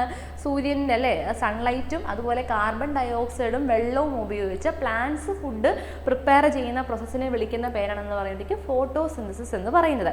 എന്നാൽ എന്താണ് ഇവിടുത്തെ ഉത്തരം വരുന്നത്? ഓപ്ഷൻ ബി ആണ് ഇവിടുത്തെ ഉത്തരം വരുന്നത്. സെല്ലുലാർ റെസ്പിറേഷൻ എന്ന് പറയുമ്പോഴത്തേക്ക് ജീവജാലങ്ങൾ എന്താണ് ആ ഭക്ഷണത്തിൽ നിന്ന് എന്ത് ചെയ്യുന്നു? അവർക്ക് വേണ്ട എനർജി എടുക്കുന്നു അല്ലേ. ആ ഒരു പ്രോസസ്സിനെ വിളിക്കുന്ന പേരാണെന്ന് പറയുമ്പോഴത്തേക്ക് സെല്ലുലാർ റെസ്പിറേഷൻ. ഓക്സിജന്റെ സഹായത്തോടു കൂടി എന്ത് സംഭവിക്കുന്നു? ജീവജാലങ്ങൾ ഭക്ഷണത്തിൽ നിന്ന് എന്ത് എടുക്കുന്നു? അവർക്ക് വേണ്ട എനർജി എടുക്കുന്നു. ആ ഒരു പ്രോസസ്സിനെ വിളിക്കുന്ന പേരാണെന്ന് പറയുമ്പോഴത്തേക്ക് സെല്ലുലാർ റെസ്പിറേഷൻ കേട്ടോ, മറന്നു പോയത്. ഇനി ഈ മൈറ്റോസിസും മിയോസിസും എന്ന് പറയുമ്പോഴത്തേക്ക് എന്താണ്? മൈറ്റോസിസും മിയോസിസും എന്ന് പറയുമ്പോഴത്തേക്ക് ഒരു ഡിവിഷൻ. ഓക്കെ, ഒരു എന്താണ് നമ്മുടെ കോശം എന്താണ് ഡിവൈഡ് ചെയ്യുന്ന ഒരു 2 മെത്തേഡുകളാണ് മൈറ്റോസിസും മിയോസിസും എന്ന് പറയുന്നത്. മെയിനായിട്ട് അത് ഗ്രോത്ത്. മൈറ്റോസിസ് എന്ന് പറയുമ്പോഴത്തേക്ക് എന്താണ് ഇരട്ടിക്കുന്ന, അതായത് ഇപ്പം ഒരു സെല്ലുണ്ടായിരുന്നു അത് 2 ആവുന്നു, 2 സെല്ലുണ്ടായിരുന്നു അത് 4 ആകുന്നു, 4 ഉണ്ടായിരുന്നു അത് 8 ആകുന്നു. അങ്ങനെ എന്താണ് ഇരട്ടിക്ക് നമ്മുടെ ഗ്രോത്ത്, അതായത് വളർച്ചയിൽ ഭാഗമായിട്ടുള്ള ഒരു ഡിവിഷണൽ ഫേസ് ആണെന്ന് പറയുമ്പോഴത്തേക്കും മൈറ്റോസിസ് എന്ന് പറയുമ്പോഴത്തേക്ക്. മിയോസിസ് എന്ന് പറയുമ്പോഴത്തേക്ക് മിയോസിസ് തന്നെ 2 എണ്ണം ഉണ്ട്. മിയോസിസ് 1 ഉണ്ട്, മിയോസിസ് 2 ഉണ്ട്. മിയോസിസ് 2 എന്ന് പറയുന്നത് മൈറ്റോസിസുമായിട്ട് തന്നെ റിലേറ്റഡ് ആണ് കേട്ടോ. മിയോസിസ് 2 എന്ന് പറയുന്നത് മൈറ്റോസിസ് തന്നെ അതുമായിട്ട് സിമിലർ ആണ്. എന്നാൽ മിയോസിസ് 1 എന്ന് പറയുമ്പോഴത്തേക്ക് നമ്മുടെ ബോഡിയിൽ നമ്മുടെ സ്പേമിലും എഗ്ഗിലും അല്ലേ, സ്പേമിലും എഗ്ഗിലും നടക്കുന്ന, അതായത് സ്പേമിലും എഗ്ഗിലും നടക്കുന്ന ഒരു റിഡക്ഷണൽ ഒരു ഡിവിഷനാണെന്ന് പറയുമ്പോഴത്തേക്ക് മിയോസിസ് എന്ന് പറയുമ്പോഴത്തേക്ക് കേട്ടോ. നമുക്കറിയാം 23 ക്രോമോസോംസ് സ്പേമിലും 23 ക്രോമോസോംസ് എഗ്ഗിലും. അത് ഫ്യൂസ് ചെയ്യുമ്പോഴത്തേക്കാണല്ലോ സൈഗോട്ടും അതുപോലെ 46 ക്രോമോസോം ഉള്ള സൈഗോട്ട് ഉണ്ടാകുന്നത്. അപ്പോൾ അപ്പം മനുഷ്യരിൽ എത്ര ക്രോമോസോമാണ് പൊതുവെ? 46 ക്രോമോസോമാണ് അല്ലേ. പക്ഷേ സൈഗോട്ട് ഫോം ചെയ്യുന്നതിന് സ്പേമിലും 23 വേണം, എഗ്ഗിലും എത്ര വേണം? 23 വേണം. അപ്പോൾ 23 ആകാൻ വേണ്ടിയിട്ടുള്ള ഒരു നമ്മുടെ ബോഡിയിൽ നടക്കുന്ന ഒരു റിഡക്ഷണൽ ഡിവിഷൻ ആണെന്ന് പറയുമ്പോഴത്തേക്കും മിയോസിസ് കേട്ടോ. ആ പേര് ആർക്കെങ്കിലും പുതുതായിട്ടാണെന്നുണ്ടെങ്കിൽ അതുകൊണ്ട് എക്സ്പ്ലെയിൻ ചെയ്തതാണ് കേട്ടോ. ഓക്കെ, അപ്പോൾ കൃത്യമായിട്ട് മനസ്സിലാക്കുക. ഇവിടെ ജീവജാലങ്ങൾക്ക് ഭക്ഷണത്തിൽ നിന്ന് ഊർജ്ജം ലഭിക്കുന്ന പ്രക്രിയ എന്താണ് കോശ ശ്വസനമാണ് കേട്ടോ. എന്താണ് സെല്ലുലാർ റെസ്പിറേഷൻ ആണ് കേട്ടോ. കൃത്യമായിട്ട് മനസ്സിലാക്കുക. അപ്പം ഇതൊക്കെ സിമ്പിൾ അല്ലേ, എനർജിയുടെ ഭാഗത്തു നിന്ന് ചോദിക്കുന്നത് സിമ്പിൾ ആയിട്ടുള്ള ചോദ്യങ്ങളാണ് കേട്ടോ. അടുത്തത് ഓക്കെ, ഈ ഒരു ക്വസ്റ്റ്യൻ എപ്പോഴും റിപ്പീറ്റഡ് ആണ് കേട്ടോ. എല്ലാ ക്വസ്റ്റ്യൻ പേപ്പറുകളും തന്നെ റീസെൻ്റ്ലി നടന്ന മിക്ക ക്വസ്റ്റ്യൻ പേപ്പറുകളിലും ഈ questions not a renewable energy, ഇവിടെ കണ്ടോ, what is among the following is not a renewable energy. താഴെ കൊടുത്തിരിക്കുന്നതിൽ റിന്യൂവബിൾ എനർജി അല്ലാത്തത് ഏതാണ്? ചിലപ്പോൾ എന്താണ് റിന്യൂവബിൾ എനർജി ആയത് ഏതാണ്, അല്ലെങ്കിൽ നോൺ റിന്യൂവബിൾ ഏതാണ്, അങ്ങനെയൊക്കെ മാറ്റിയും തിരിച്ചും ഉള്ള രീതിയിൽ ക്വസ്റ്റ്യൻ ചോദിക്കാം കേട്ടോ. അപ്പോൾ നോക്കാം, which among the following is not a renewable energy. Renewable energy source അല്ലാത്ത, അപ്പം നോക്കിക്കേ ഓപ്ഷൻസ് ഇംഗ്ലീഷിൽ നോക്കിക്കോളൂ. Hydro energy, geothermal energy, natural gas energy, biomass energy. ഇവിടെ വരുമ്പോഴത്തേക്ക് ജല ഊർജ്ജം, ജിയോ താപ ഊർജ്ജം, പ്രകൃതിവാതക ഊർജ്ജം, ബയോമാസ് ഊർജ്ജം. അപ്പം എന്താണ് റിന്യൂവബിൾ എനർജി? അതായത് പുനരുപയോഗിക്കാൻ പറ്റുന്ന എനർജിയാണ് റിന്യൂവബിൾ എനർജി. ഇവിടെ ചോദിച്ചിരിക്കുന്നത് ഇതിനകത്ത് പുനരുപയോഗിക്കാൻ പറ്റുന്ന എനർജി അല്ലാത്തത് ഏതാണ്, അതായത് നോൺ റിന്യൂവബിൾ ആയിട്ടുള്ളത് ഏതാണെന്നാണ് ചോദ്യം വന്നിരിക്കുന്നത്. അപ്പോൾ ഇതിനകത്ത് 3 എണ്ണം എന്താണ് റിന്യൂവബിൾ എനർജി സോഴ്സുകളാണ്. ബാക്കി ഒരെണ്ണം മാത്രം എന്താണ് നോൺ റിന്യൂവബിൾ ആണ് അല്ലേ. നമുക്ക് കാണുമ്പോഴേ മനസ്സിലാകും എയും ബിയും ഡിയും എന്താണ് റിന്യൂവബിൾ എനർജിയാണ് കേട്ടോ. എന്താണ് റിന്യൂവബിൾ എനർജി സോഴ്സ് ആണ്. നമ്മുടെ ഇവിടെ ഉത്തരം തരുന്നത് ഏതാണ്? ഓപ്ഷൻ സി ആണ് കേട്ടോ. പ്രകൃതിവാതക ഊർജ്ജമാണ്, നാച്ചുറൽ ഗ്യാസ് ആണ്, നാച്ചുറൽ ഗ്യാസ് എനർജി അല്ലെങ്കിൽ നാച്ചുറൽ ഗ്യാസിൽ നിന്നുള്ള ഊർജ്ജമാണെന്ന് പറയുമ്പോഴത്തേക്ക് ഇവിടുത്തെ എന്താണ് റിന്യൂവബിൾ എനർജി അല്ല അത് കേട്ടോ. അപ്പോൾ ഓപ്ഷൻ സി ആണ്. അപ്പം എപ്പോഴും ഓർത്ത് വെച്ചോളുക, renewable energy, non renewable energy. Renewable energy എന്ന് പറയുമ്പോഴത്തേക്ക് എന്താണ് തീർന്നു പോകുന്ന ഊർജ്ജ സ്രോതസ്സുകളിൽ നിന്ന് എടുക്കുന്ന എനർജിയാണെന്ന് പറയുമ്പോഴത്തേക്ക് നോൺ റിന്യൂവബിൾ എനർജി എന്ന് പറയുമ്പോഴത്തേക്ക്, അതായത് പിന്നീട് നമുക്കത് ഉപയോഗിക്കാനേ പറ്റത്തില്ല, വൺസ് നമ്മൾ തീർന്നു പോയി കഴിഞ്ഞാൽ. ഉദാഹരണങ്ങൾ ഏതാണ്? ഫോസിൽ ഇന്ധനങ്ങൾ കേട്ടോ. ഫോസിൽ ഇന്ധനങ്ങളെല്ലാം തന്നെ എന്താണ് നമ്മുടെ നോൺ റിന്യൂവബിൾ എനർജി സോഴ്സുകൾക്ക് ഉദാഹരണങ്ങളാണ് കേട്ടോ.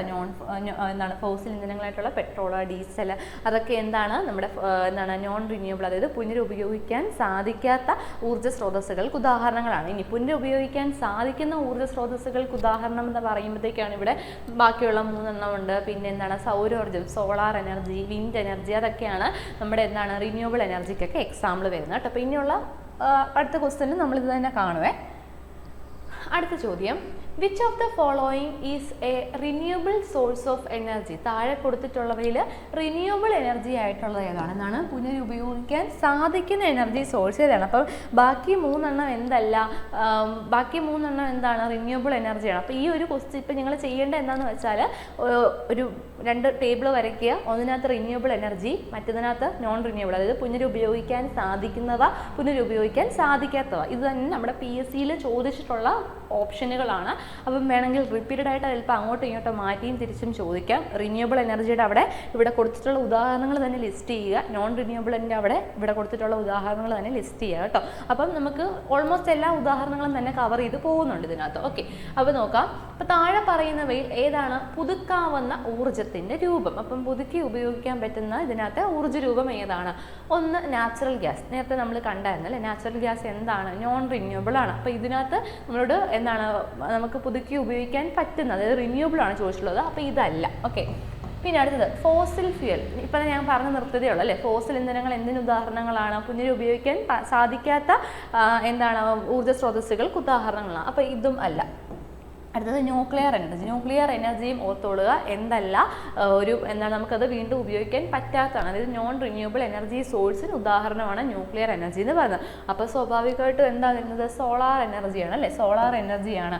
ഓപ്ഷൻ ഡി ആണ് ഇവിടെ ഉത്തരം വരുന്നത് കേട്ടോ. ഓപ്ഷൻ ഡി ആണ് ഇവിടെ ഉത്തരം വരുന്നത്. സോളാർ എനർജിയാണ് നമുക്ക് എന്താണ് വീണ്ടും പുനരുപയോഗിക്കാൻ സാധിക്കുന്ന ഊർജ്ജ സ്രോതസ്സുകളിൽ ഉൾപ്പെടുന്നത് കേട്ടോ. അപ്പോൾ ഇത് ഓർത്ത് വെച്ചോളുക, ഓപ്ഷൻ ഡി ആണ്. അപ്പം ഞാൻ പറഞ്ഞതുപോലെ ലിസ്റ്റ് ചെയ്യണം, അങ്ങോട്ടും ഇങ്ങോട്ടും ടേബിൾ വരച്ച് ലിസ്റ്റ് ചെയ്യണം കേട്ടോ. അടുത്ത ചോദ്യം നോക്കാവേ. Which of the following is a renewable energy source? അപ്പോൾ is a non renewable energy source. അപ്പം എന്താണ് നോൺ റിന്യൂവബിൾ എനർജി സോഴ്സ് ആയിട്ടുള്ളത് ഏതാണ്? അതായത് നമുക്ക് എന്താണ് പുനരുപയോഗിക്കാൻ സാധിക്കാത്ത ഊർജ്ജ സ്രോതസ്സുകളിൽ പെട്ടത് ഏതാണ്? Option hydro power, wind energy, bio energy, nuclear energy. അപ്പോൾ നോക്കാം, താഴെ പറയുന്നവയിൽ ഏതാണ് പുനരുപയോഗിക്കാൻ പറ്റാത്ത ഊർജ്ജ സ്രോതസ്സ്? അപ്പോൾ ഒന്നാമത്തെ ഓപ്ഷൻ ജലവൈദ്യുതി, രണ്ടാമത്തെ ഓപ്ഷൻ കാറ്റ് ഊർജ്ജം അതായത് വിൻഡ് എനർജി, മൂന്നാമത്തെ ഓപ്ഷൻ ബയോ എനർജി, നാലാമത്തെ ഓപ്ഷൻ ആണവോർജ്ജം ന്യൂക്ലിയർ എനർജി. അപ്പോൾ നമുക്ക് കാണുമ്പോഴേ അറിയാം ഇത് മൂന്നും എന്താണ്? റിന്യൂവബിൾ എനർജി സോഴ്സിന് ഉദാഹരണങ്ങളാണ്. റിന്യൂവബിൾ എനർജി സോഴ്സിന് ഉദാഹരണങ്ങളാണ്. അപ്പം ഇവിടെ നമുക്ക് ഉത്തരം വരുന്നത് എന്താണ്? ആണവോർജ്ജമാണ് കേട്ടോ. ആണവോർജ്ജമാണ് നമ്മുടെ ഇവിടുത്തെ നോൺ റിന്യൂവബിൾ എനർജി സോഴ്സ് എന്ന് പറയുന്നത് കേട്ടോ. അപ്പോൾ ഇത് കൃത്യമായിട്ട് ഓർത്ത് വെക്കുക. ഓപ്ഷൻ ഡി ആണ്. ഓപ്ഷൻ ഡി ആണ് ഇവിടുത്തെ ഉത്തരം വരുന്നത് കേട്ടോ. അപ്പം ഇത് കണ്ടോ, അപ്പം പ്രീവിയസ് ഇയർ ക്വസ്റ്റ്യൻസിൽ തന്നെ റിപ്പീറ്റഡ് ആയിട്ട് ചോദിക്കുന്ന ഒരു ക്വസ്റ്റ്യൻ ആണ് കേട്ടോ ഈ renewable energy source, non renewable energy source. ഇപ്പോൾ ടേബിൾ വരച്ച് അതൊന്ന് കൃത്യമായിട്ട് മനസ്സിലാക്കി വെച്ചേക്കുക കേട്ടോ. ഇതിനകത്തുനിന്ന് നേരത്തെ നമ്മൾ എനർജിയുടെ ചോദ്യങ്ങളൊക്കെ കണ്ടില്ലേ. ഇപ്പം എന്താണ് ന്യൂക്ലിയർ ഫിഷൻ, ഫ്യൂഷൻ ആ രീതിയിലും വേണമെങ്കിൽ ചോദിക്കാം, അല്ലെങ്കിൽ സിമ്പിൾ ആയിട്ടുള്ള സെല്ലർ റെസ്പിറേഷൻ, ഫോട്ടോസിന്തസിസ് അങ്ങനെയും വേണമെങ്കിൽ ചോദിക്കാം. പക്ഷേ എനർജിയുടെ ചാപ്റ്റർ നമ്മൾ ഇത് മാത്രമല്ല നമ്മൾ പഠിക്കുന്നത്, എനർജി പോളിസികളെ കുറിച്ച് പഠിക്കുന്നുണ്ട്, അതുപോലെ എന്താണ് എനർജി ന്യൂക്ലിയർ പോളിസീസിന് അതിനെക്കുറിച്ചൊക്കെ നമ്മൾ പഠിക്കുന്നുണ്ട്. എന്നാലും ഇതാണ് സ്ഥിരമായിട്ട് ചോദിച്ച് കണ്ടിട്ടുള്ളത് കേട്ടോ. അപ്പം ഇത് നോക്കാതെ പോകരുത്. ഓക്കെ, അടുത്ത നോക്കാം. അടുത്ത നമ്മുടെ എന്താണ് പരിസ്ഥിതിയുമായിട്ട് ബന്ധപ്പെട്ട ചോദ്യങ്ങളാണ് കേട്ടോ. എൻവയോൺമെൻറ്റുമായിട്ട് ബന്ധപ്പെട്ട ചോദ്യങ്ങളാണ് ബാക്കിയുള്ളത്. അപ്പം മൂന്നാമത്തെ സെക്ഷനിലും കംപ്ലീറ്റ് ആയിരിക്കുകയാണ്. നാലാമത്തെ സെക്ഷൻ എന്ന് പറയുമ്പോഴേക്ക് പരിസ്ഥിതിയാണ്. അപ്പോൾ പരിസ്ഥിതിക്കകത്ത് ഒരുപാട് ടോപ്പിക്കുകൾ ഉണ്ടല്ലേ, ഒരുപാട് ടോപ്പിക്കുകളുള്ള ഒരു മൊഡ്യൂളാണെന്ന് പറയുമ്പോഴേക്കും നാലാമത്തെ മൊഡ്യൂൾ. അവിടെ നമ്മൾ പരിസ്ഥിതിയെ കുറിച്ച് കാണുന്നുണ്ട്, പരിസ്ഥിതി പ്രശ്നങ്ങൾ, കാര്യങ്ങൾ. പിന്നെ ഇവിടെ സ്ഥിരമായിട്ട് ചോദിക്കുന്ന ക്വസ്റ്റ്യൻസ് എന്ന് പറയുമ്പോഴത്തേക്ക് ഓരോ പരിസ്ഥിതി സ്ഥാപനങ്ങളുണ്ടല്ലോ, IUCN, WWF അങ്ങനെയുള്ള പല സ്ഥാപനങ്ങളുണ്ടല്ലോ, അവയുടെ ആസ്ഥാനം എവിടെയാണെന്ന് ചോദിക്കാറുണ്ട്. അവയുടെ ഫുൾ ഫോം ഇപ്പോൾ WWF എന്താണെന്നുണ്ടെങ്കിൽ അതിൻ്റെ ഫുൾ ഫോം എന്താണ് അങ്ങനെ ചോദിക്കാറുണ്ട്. അത് റിപ്പീറ്റഡ് ആയിട്ട് ചോദിക്കുന്ന ഒരു ക്വസ്റ്റ്യൻ ആണ് ഇവിടുന്ന്. ഇപ്പോൾ ഇവിടെയും എന്താണ് ഇന്ദിരാഗാന്ധി നാഷണൽ ഫോറസ്റ്റ് അക്കാഡമിയുടെ ലൊക്കേഷൻ എവിടെയാണ്, അങ്ങനെയുള്ള ക്വസ്റ്റ്യൻസ് ഒക്കെ ഈ ഒരു ഭാഗത്തുനിന്ന് ചോദിക്കാം. ജനറലായിട്ടുള്ളതും ചോദിക്കാം, ഈ ഒരു ഭാഗത്തുനിന്ന് ജനറലായിട്ടുള്ളതും ചോദിക്കാം. പിന്നെ നമ്മുടെ ഇങ്ങനെ ഈ ടോപ്പിക്കിൻ്റെ അനുസരിച്ച് പിന്നെ കറണ്ട് അഫെയർ ഭാഗത്തു നിന്നുള്ള ഇപ്പം നേരത്തെ പറഞ്ഞതുപോലെ റാംസർ സൈറ്റുകളെ കുറിച്ചല്ല, റാംസർ സൈറ്റുകൾ ഓരോ ഇതിലും എന്ത് ചെയ്യുന്നുണ്ട്, അപ്ഗ്രേഡ് ചെയ്ത് വരുന്നുണ്ട് അല്ലേ, മീൻസ് അതിൻ്റെ ലിസ്റ്റ് പുതുക്കുന്നുണ്ട് അല്ലേ. ഇപ്പം 2024 ഡിസംബർ വരെയുള്ള കണക്കുകളായിരുന്നെങ്കിൽ 85 റാംസർ സൈറ്റുകളായിരുന്നു. ഇപ്പം 4 എണ്ണം കൂടെ ആഡ് ചെയ്ത് 89, അത് നമ്മൾ ഈ സെക്ഷൻ്റെ അവസാനം നമ്മൾ ആഡ് ചെയ്തിട്ടുണ്ട്. അപ്പം അങ്ങനെയൊക്കെയുള്ള ന്യൂസുകൾ. പിന്നെ ഈ ഒരു എൻവയോൺമെൻറ്റിൻ്റെ ഭാഗത്തുനിന്ന് ചോദിക്കാൻ സാധ്യതയുള്ള മറ്റ് ചോദ്യങ്ങളാണ് ഈ പ്രധാനപ്പെട്ട ദിവസങ്ങളും അവയുടെ തീമുകളും കേട്ടോ. അത് നോക്കാതെ പോകരുതേ. 2025 പ്രധാനപ്പെട്ട ദിവസങ്ങളും അവയുടെ തീമുകളും കൂടെ ജസ്റ്റ് ഒന്ന് നോക്കിയേക്കുക കേട്ടോ. അതും വളരെ പ്രധാനപ്പെട്ടതാണ് കേട്ടോ. ഓക്കെ, അപ്പം ഇന്ദിരാഗാന്ധി നാഷണൽ ഫോറസ്റ്റ് അക്കാഡമി എവിടെയാണ് സ്ഥിതി ചെയ്യുന്നത്? ഓക്കെ, അപ്പം ഇന്ദിരാഗാന്ധി നാഷണൽ ഫോറസ്റ്റ് അക്കാഡമി എവിടെയാണ് സ്ഥിതി ചെയ്യുന്ന ഒരു ഫാക്ച്വൽ ടൈപ്പ് ക്വസ്റ്റ്യൻ ആണ് അല്ലേ. അപ്പം option A Pune, option B New Delhi, option C Dehradun, option D Shillong. അപ്പോൾ ഇവിടെ ഉത്തരം വരുന്നത് ഏതാണ്? ഓപ്ഷൻ സി ആണ് കേട്ടോ. ഡെറാഡൂൺ ആണ് ഉത്തരം വരുന്നത്. ഓപ്ഷൻ സി ഡെറാഡൂൺ ആണ്.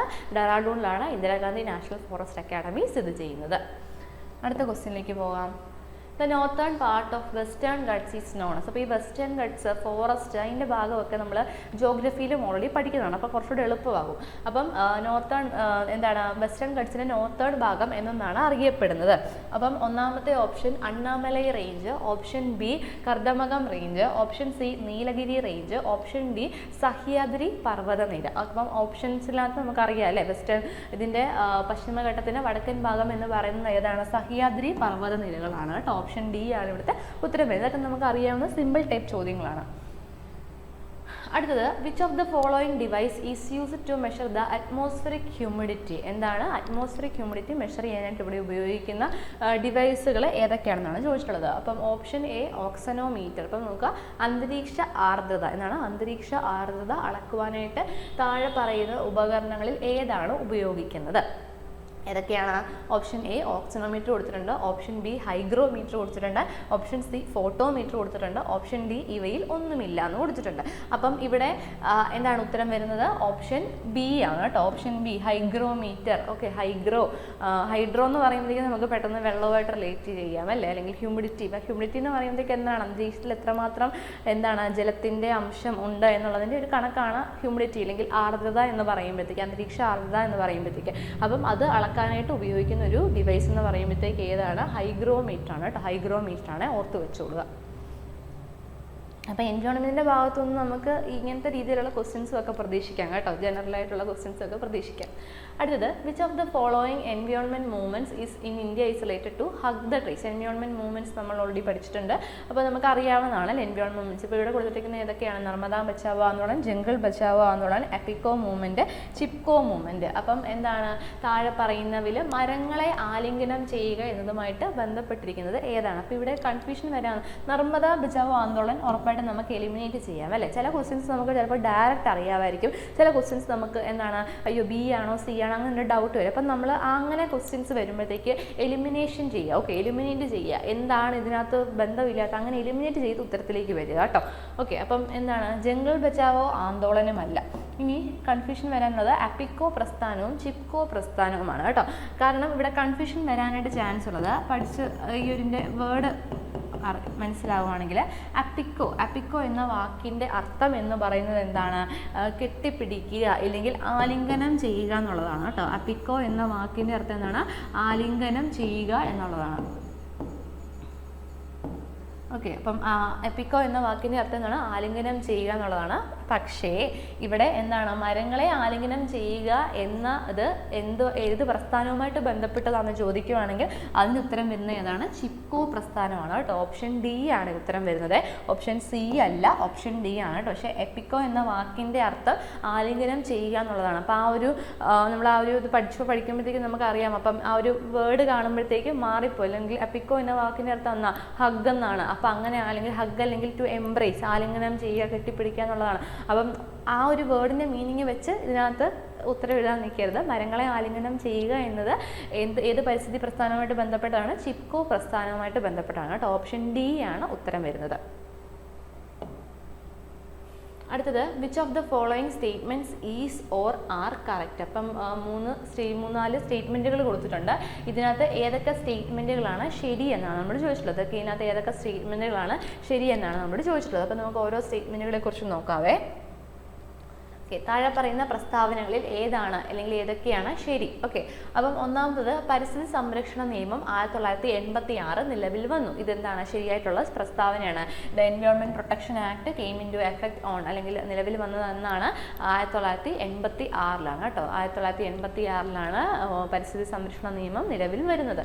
അടുത്തത് 1880 വനസംരക്ഷണ നിയമം രാജ്യത്തെ വനങ്ങളെ സംരക്ഷിക്കുന്നതിന് വേണ്ടി നിലവിൽ വന്നു. അപ്പോൾ എന്താണ് വനസംരക്ഷണ നിയമം നിലവിൽ വന്നത് 1980. ഇതും എന്താണ് ശരിയാണ്. അടുത്തത് മൂന്നാമത് ദേശീയ ഹരിത ട്രൈബ്യൂണൽ ആക്ട് 2020 പ്രകാരം 18/10/2020 ദേശീയ ഹരിത ട്രൈബ്യൂണൽ സ്ഥാപിതമായി.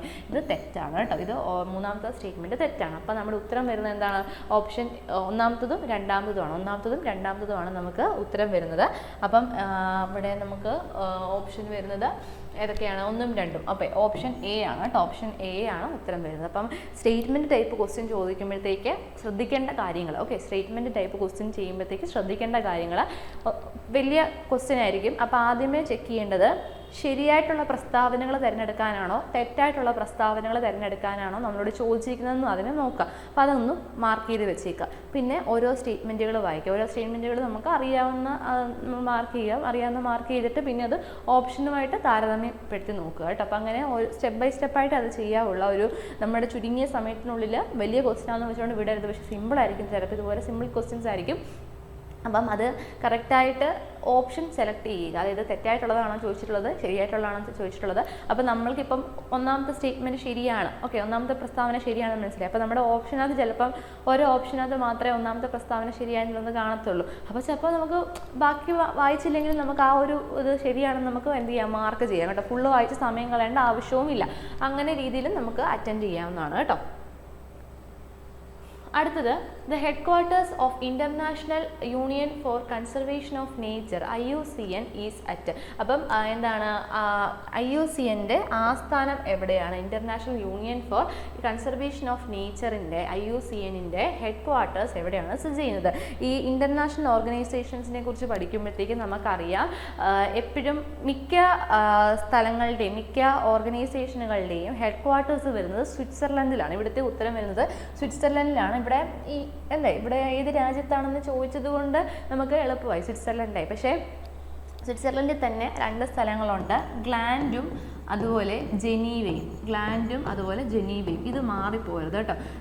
ചില ഓർഗനൈസേഷനെയും പകുതി ഓർഗനൈസേഷൻ്റെത് ഗ്ലാൻഡിലാണ് ഹെഡ് ക്വാർട്ടേഴ്സ്, പകുതി ഓർഗനൈസേഷൻ്റെ ജനീവയിലാണ് ഹെഡ് ക്വാർട്ടേഴ്സ്. അപ്പം ജനീവയിലുള്ളത് ഏതൊക്കെയാണ്, ഗ്ലാൻഡിലുള്ളത് സ്വിറ്റ്സർലൻഡിലെ ഗ്ലാൻഡിലുള്ള ഏതൊക്കെയാണെന്ന് കൃത്യമായിട്ട് താരതമ്യപ്പെടുത്തി നോക്കുക കേട്ടോ. അപ്പോൾ ഇവിടെ IUCNൻ്റെ ഹെഡ് ക്വാർട്ടേഴ്സ് വരുന്നത് എവിടെയാണ്? സ്വിറ്റ്സർലൻഡിലാണ് IUCNൻ്റെ ഹെഡ് ക്വാർട്ടേഴ്സ് വരുന്നത്.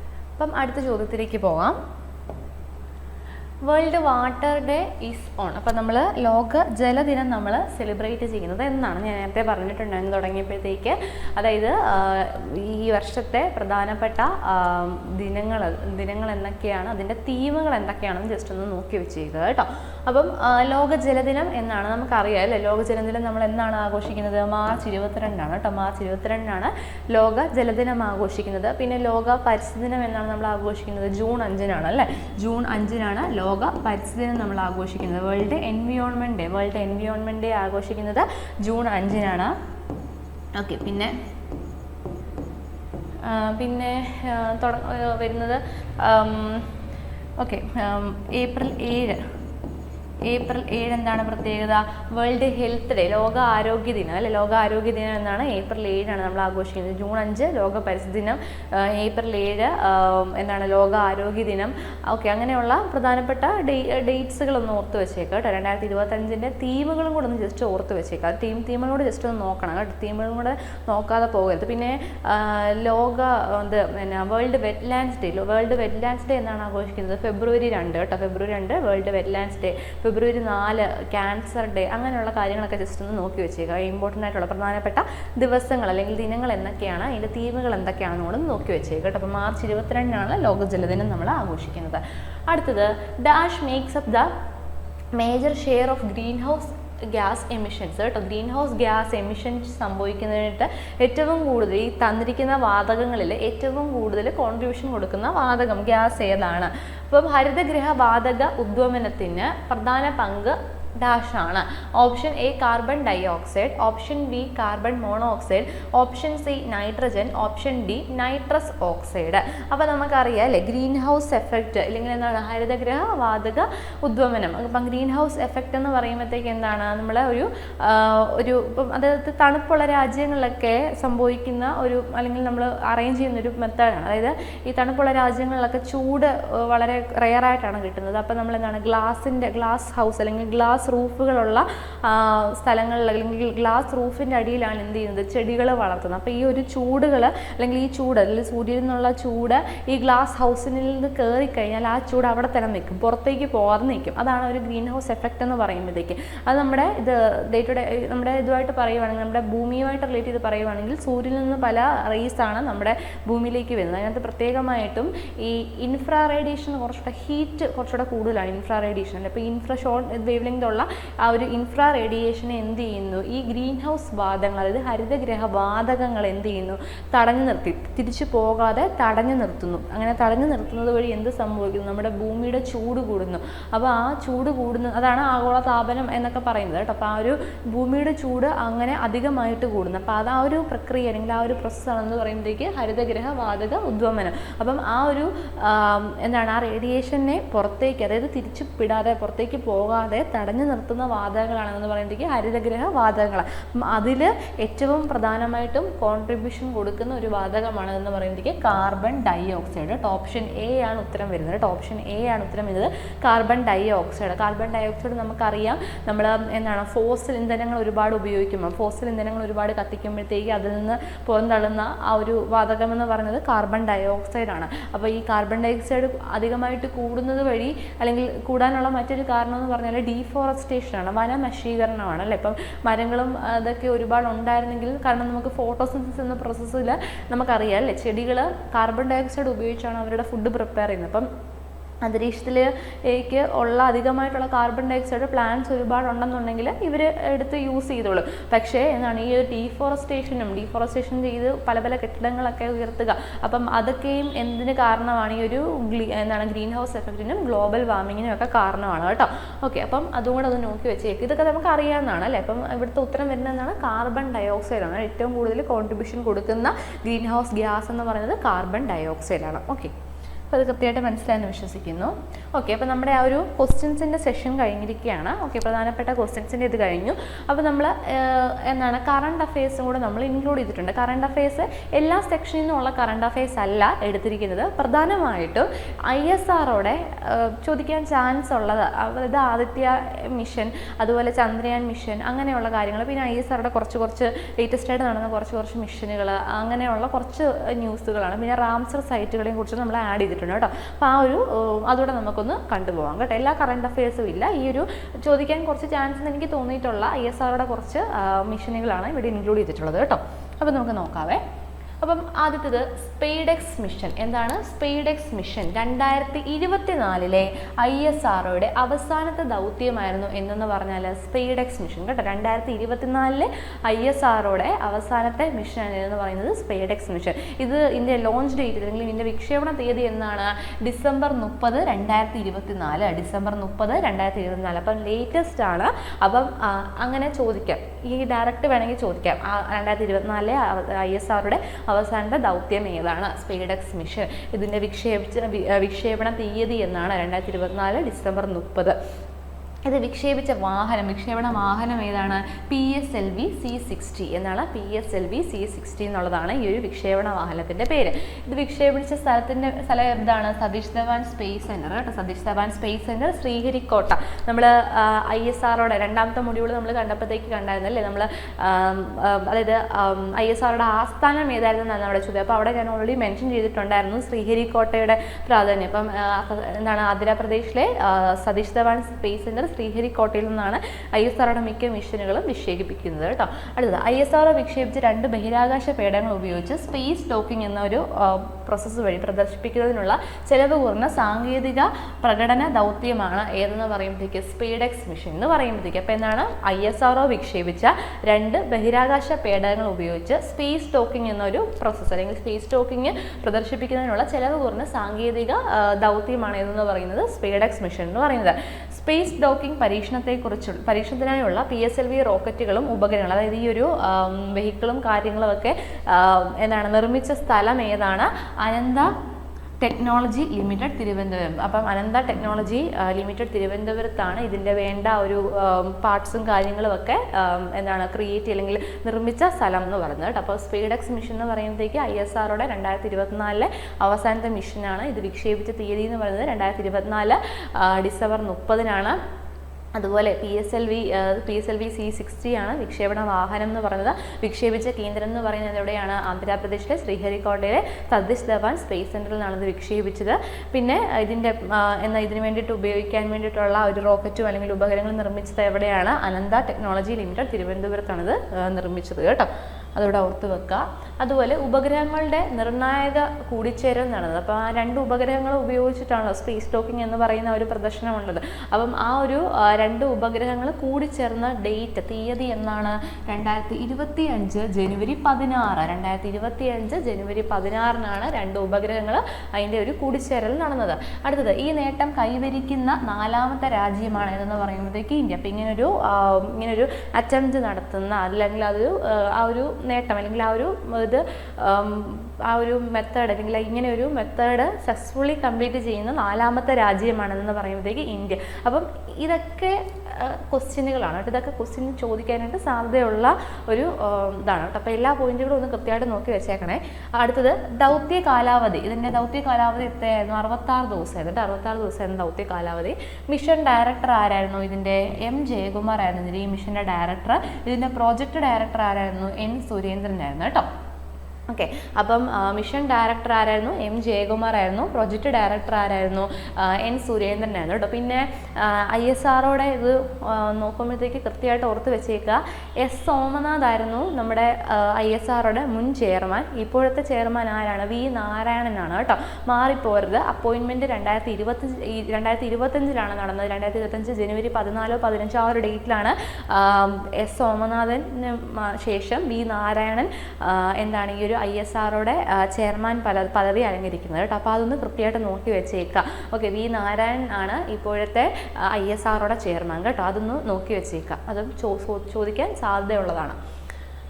ഓക്കെ, അപ്പം സ്പീഡെക്സ് മിഷനെ കുറിച്ച് കണ്ടു. അപ്പോൾ ഈ സ്പീഡെക്സ് മിഷൻ്റെ ആ ഒരു PSLV റോക്കറ്റിൻ്റെ ആ ഒരു ഉപഗ്രഹം എത്തിച്ച ശേഷം അതിൻ്റെ ബാക്കിയാകുന്ന ഒരു പാർട്ടിൽ ബാക്കിയാകുന്ന ഒരു 4ാമത്തെ പാർട്ടിൽ എന്താണ് പയറ് വിത്ത് അല്ലെങ്കിൽ വിത്തിനം എന്താണ് മുളപ്പിച്ചെടുത്ത് അത് സക്സസ്ഫുൾ ആകുകയും ചെയ്തു. അപ്പോൾ അതിനെക്കുറിച്ചാണ് നമ്മൾ നോക്കാനായിട്ട് പോകുന്നത്.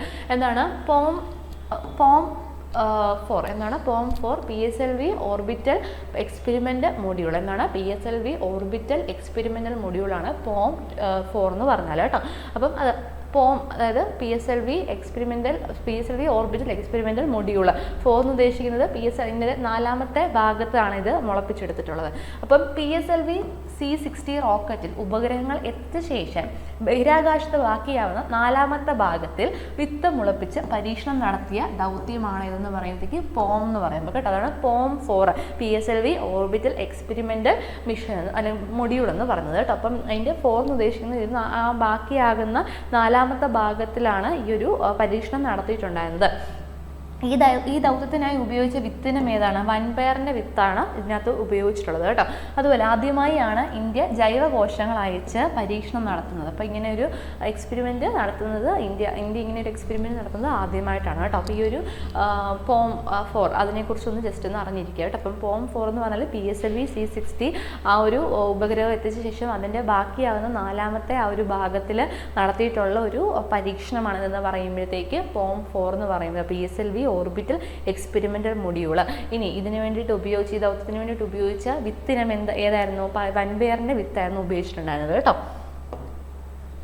ഓക്കെ, അടുത്തത് NVS-2 മിഷൻ. NVS-2 മിഷനും പ്രധാനപ്പെട്ടതാണ്. കാരണം ശ്രീഹരിക്കോട്ടയിൽ നിന്ന് വിക്ഷേപിക്കുന്ന 100ാമത്തെ ആ ഒരു സാറ്റലൈറ്റ് ആ ഒരു മിഷനാണ് ഇതെന്ന് പറയുമ്പോഴത്തേക്ക് NVS-2 മിഷൻ എന്ന് പറഞ്ഞാൽ കേട്ടോ. അതുകൊണ്ട് ഇത് പ്രധാനപ്പെട്ടതാണ്. അപ്പോൾ നമുക്കറിയാം അല്ലേ, അതായത് ശ്രീഹരിക്കോട്ടയിൽ നിന്ന് ആണ് മിക്ക ലോഞ്ചിങ് നടക്കുന്ന ഒരു പോയിന്റ് എന്ന് പറയുമ്പോഴത്തേക്ക് അപ്പോൾ അവിടുത്തെ 100ാമത്തെ മിഷൻ അപ്പോൾ ഇമ്പോർട്ടൻ്റ് ആണ് കേട്ടോ. അപ്പം ശ്രീഹരിക്കോട്ടയിലെ സതീഷ് ധവാൻ സ്പേസ് സെൻറ്ററിൽ നിന്നുള്ള ഇന്ത്യയുടെ 100ാമത്തെ വിക്ഷേപണമാണ് NVS-2 മിഷൻ കേട്ടോ. എന്താണ് NVS-2 മിഷൻ? ഇതൊരു നാവിഗേഷൻ സാറ്റലൈറ്റ് ആണ്. അതോടെ അറിഞ്ഞിരിക്കുക. ഇതിൻ്റെ വിക്ഷേപണം നടന്നത് എന്നാണ്? 2025 ജനുവരി 29-നാണ് കേട്ടോ. 2025 ജനുവരി 29-നാണ് ഇതിൻ്റെ വിക്ഷേപണം നടന്നത്. 2025-ലാണ്, ലേറ്റസ്റ്റ് ആണ്, ചോദിക്കാൻ സാധ്യതയുണ്ട്. അപ്പം ഇതിൻ്റെ വിക്ഷേപണ വാഹനം എവിടെയാണ്? ഏതാണ്? GSLV F-15 ആണ് കേട്ടോ. എന്താണ്? GSLV F-15 ആണ് ഇതിൻ്റെ വിക്ഷേപണ വാഹനം. ഇതൊരു നാവിഗേഷൻ സാറ്റലൈറ്റ് ആണ്. സാങ്കേതിക തകരാറ് മൂലം ഈ ഒരു പോയിന്റ് കൂടെ ഓർത്ത് വെച്ചോളുക. സാങ്കേതിക തകരാറ് മൂലം ഭ്രമണപഥം ഉയർത്താൻ കഴിയാതെ വന്ന ISROയുടെ നാവിഗേഷൻ സാറ്റലൈറ്റ് കൂടെയാണിത്. എന്നാണ്? സാങ്കേതിക തകരാറ് മൂലം ടെക്നോളജിക്കലി ആയിട്ടുള്ള ഡിഫിക്കൽട്ടീസ് ഫേസ് ചെയ്തത് മൂലം ഭ്രമണപഥം ഉയർത്താൻ കഴിയാതെ വന്ന ISROയുടെ ഒരു നാവിഗേഷൻ സാറ്റലൈറ്റ് ആണ് NVS-2 എന്ന് പറഞ്ഞിട്ട്. അപ്പോൾ അതുകൊണ്ടൊന്ന് ഓർത്ത് വെച്ചേക്കുക. അപ്പം എന്താണ് സതീഷ് ധവാൻ സ്പേസ് സെൻറ്ററിൽ നിന്നുള്ള നടത്തിയിട്ടുള്ള ISRO വിക്ഷേപിച്ചിട്ടുള്ള 100ാമത്തെ മിഷനാണ് ഇതെന്ന് പറയുമ്പോഴത്തേക്ക് NVS-2 മിഷൻ എന്ന് പറഞ്ഞാൽ. ഇത് വിക്ഷേപിച്ച തീയതി എന്നാണ്? 2025 ജനുവരി 29-നാണ്. GSLV F-15 ആണ് ഇതിൻ്റെ വിക്ഷേപണത്തിന് വേണ്ടിയിട്ട് ഉപയോഗിച്ച വാഹനം എന്ന് പറയുന്നത്. അടുത്ത നമുക്ക് നോക്കാം ബോയിങ് സ്റ്റാർലൈനർ സ്പേസ് ക്രാഫ്റ്റ് അല്ലേ. വാർത്തകളിലൊക്കെ വളരെയധികം ഇടം പിടിച്ച ഒരു ന്യൂസായിരുന്നു അല്ലേ. Boeing Starliner aircraft. ഇത് എന്താണ്? നാസയുടേതാണ് കേട്ടോ. ISROയുടെ അല്ല, നാസയുടെയാണ്. പക്ഷേ ന്യൂസിൽ ഇമ്പോർട്ടൻ്റ് ആയതുകൊണ്ടാണ് ആഡ് ചെയ്തിട്ടുള്ളത് കേട്ടോ. അപ്പം ബോയിങ് സ്റ്റാർലൈനർ സ്പേസ് ക്രാഫ്റ്റ് ഇതിൻ്റെ വിക്ഷേപിച്ചത് എന്നാണ് ജൂൺ 5, 2024. ജൂൺ 5, 2024 ഇത് വിക്ഷേപിക്കുന്നത്. ഈ 2025 ഇപ്പം ഇതുമായിട്ട് ബന്ധപ്പെട്ട കുറച്ച് ഫാക്റ്റുകളാണ് നമ്മൾ നോക്കാൻ പോകുന്നത്. ഇതിനകത്ത് നമ്മൾക്കറിയാലോ സുനിത വില്യംസിൻ്റെ ഒരു വാർത്ത, അതിൻ്റെ ഹീലിയം ചോർച്ച മൂലം എന്താണ് അവരവിടെ പെട്ടുപോയി, അല്ലെങ്കിൽ അവിടെ പെട്ടുപോയെന്ന് പറയാൻ പറ്റില്ല, അവരവിടെ പരീക്ഷണങ്ങൾ നടത്തി ആ ഒരു നമ്മൾ കണ്ടതാണ് അല്ലേ, പല വീഡിയോകളിലൂടെയും വളരെ ഫേമസ് ആയിട്ട് അത് അതിൻ്റെ ന്യൂസും കാര്യങ്ങളൊക്കെ വളരെ എന്താണ് ഭയങ്കര പ്രാധാന്യം അർഹിക്കുന്ന ന്യൂസുകളായിരുന്നു അല്ലേ. അപ്പം അതുകൊണ്ട് തന്നെ ചോദിക്കാൻ സാധ്യതയുണ്ട്. അപ്പം ഓർത്തു വെക്കുക, വിക്ഷേപിച്ചത് എന്നാണ് ജൂൺ 5, 2024. 2025 ജനുവരിയിൽ ബഹിരാകാശ നടത്തം പൂർത്തിയാക്കിയ ഇന്ത്യൻ വംശജ ആരാണ്? സുനിത വില്യംസ് ആണ് കേട്ടോ, സുനിത വില്യംസ്. അടുത്തത് ബഹിരാകാശ നടത്തം എത്ര സമയമാണ് നടത്തിയിട്ടുള്ളത്? 62 മണിക്കൂറും 6 മിനിറ്റും കേട്ടോ. എന്നാണ് 62 മണിക്കൂറും 6 മിനിറ്റുമാണ്. ഇനി മൊത്തം ഈ മിഷൻ മാത്രമല്ല, ഈ മിഷനെ വെച്ചിട്ട് മാത്രമല്ല, മൊത്തത്തിൽ സുനിത വില്യംസ് ബഹിരാകാശത്ത് ചിലവഴിച്ചത് എത്ര ദിവസമാണ്? 608 ദിവസമാണ് കേട്ടോ. ഈ ഒരു മിഷൻ, ഈ ഒരു ദിവസത്തിൻ്റെ അല്ലെങ്കിൽ ഈ ഒരു മിഷനിൽ ഉള്ളത് മാത്രമല്ല പറയുന്നത്, മൊത്തത്തിലുള്ളതിൻ്റെ ഒരു കണക്കാണ് കേട്ടോ. ആകെ മൊത്തം ബഹിരാകാശത്ത് സുനിത വില്യംസ് ആകെ ചിലവഴിച്ചത് 608 ദിവസമാണ്. അടുത്തത് സ്റ്റാർലൈനർ സ്പേസ് ക്രാഫ്റ്റിൽ ഹീലിയം ചോർച്ച അനുഭവപ്പെട്ടതിനാൽ തിരികെ എത്താൻ സുനിത വില്യംസിനും അതുപോലെ എന്താണ് ആരിന് കൂടെ സുനിത വില്യംസിനോട് ആരായിരുന്നു ഉണ്ടായിരുന്നത്? ബുച്ച് വിൽമോർ ആയിരുന്നു കേട്ടോ. ബുച്ച് വിൽമോറും സുനിത വില്യംസിനും സാധിച്ചില്ല. അവർ തിരികെ എത്തിയത് എന്നാണ് 2025 മാർച്ച് 19. 2025 മാർച്ച് 19 അവർ തിരികെ എത്തുന്നത്.